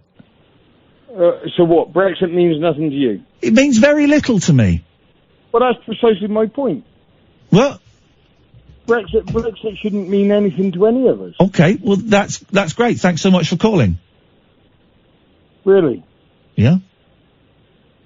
Well, if that's where you fear, then we shouldn't really be listening to the news and propaganda, should we? You know, you shouldn't be. You can listen to it if you want, but you shouldn't be phoning me about it. Well, I thought Talk Radio was the place to air your views and let other people where you think. Yeah, you've aired your views, and I've told you that I'm not interested. You've never listened to my show. Why are you calling me? Well, I'm calling you to air my views. Okay, your view has been aired. Do you feel? Is anything been solved? Do you feel better? No, my view hasn't been aired because I've not stated my opinion. Okay, well why don't you give Paul Ross a call after 1? Well, what? Because you can't handle what I want to say? Because the show finishes in 2 minutes. Okay, fair enough. I'll call Paul Ross. Thanks very much indeed. Thank you. Looking forward to I'm it. so sorry, Paul. No, looking forward to it. Here. Yes, mate. Weird thing happened to me. Go no on. word of a lie. I'm sitting in the office preparing for the show. Yes. Got a great guest on live from Hollywood, Jack Gill. He's been a stuntman since the early 80s. I worked on all love kinds of films. stuntmen. And he's suggesting, and he's been campaigning for years, there should be an Oscar for stunt coordinator for stunts. Of course there should. Anyway, as I'm reading my notes, you played the Fall Guy. Hey. Weird, in the Middle Ages, they'd have burnt you as a warlock. They'd have burnt exactly that moment. Yeah. And I'm thinking, hang on. And then I'm thinking, am I hearing the voices again? No, it was you. It was me, yeah. Also, I got Choi Och on the way in. Hey. Right? Didn't think it through. Yeah. Denim shirt and jeans. Yeah. But as I'm getting out of the car... You did a little roll. No. I'm putting on my denim jacket, and the bloke's going, oi, Rossi, triple denim. Triple denim? I've triple denim, unintentionally. A denim shirt, denim, and I've got my denim Levi jacket outside. I don't have a problem with that. If it's good enough for George Harrison on the cover of Abbey Road, it's good enough for me. I'm at the age, I'm growing a tash again, because I just think, why not? Although my dad had, in the early 70s, and I'd love to get a pair, he had denim loafers, like slip-on, almost like plimsolls without laces, so I could quadruple denim it. I bet you can get denim pants as well. They chafe. They would chafe a little bit. You got 25 seconds. What you got? We've got Jack Gill, the great stunt coordinator. Beautiful. Peaky Blinders returns Sunday night. It's Monday night as well. We've got the creator, Stephen Knight, on the show exclusively. Wow. Mr. Peaky Blinder himself. He's about to start a new series about the origins, a drama series about the early days of the SAS as well. Exclusive on the show. Beautiful. It sounds like an excellent show. I'll be listening on the way home. Thank you very much, Amy. Thank you, Hayley. Thank you to nearly all of our callers tonight. I'll be back tonight. This is Talk Radio. This is Talk Radio.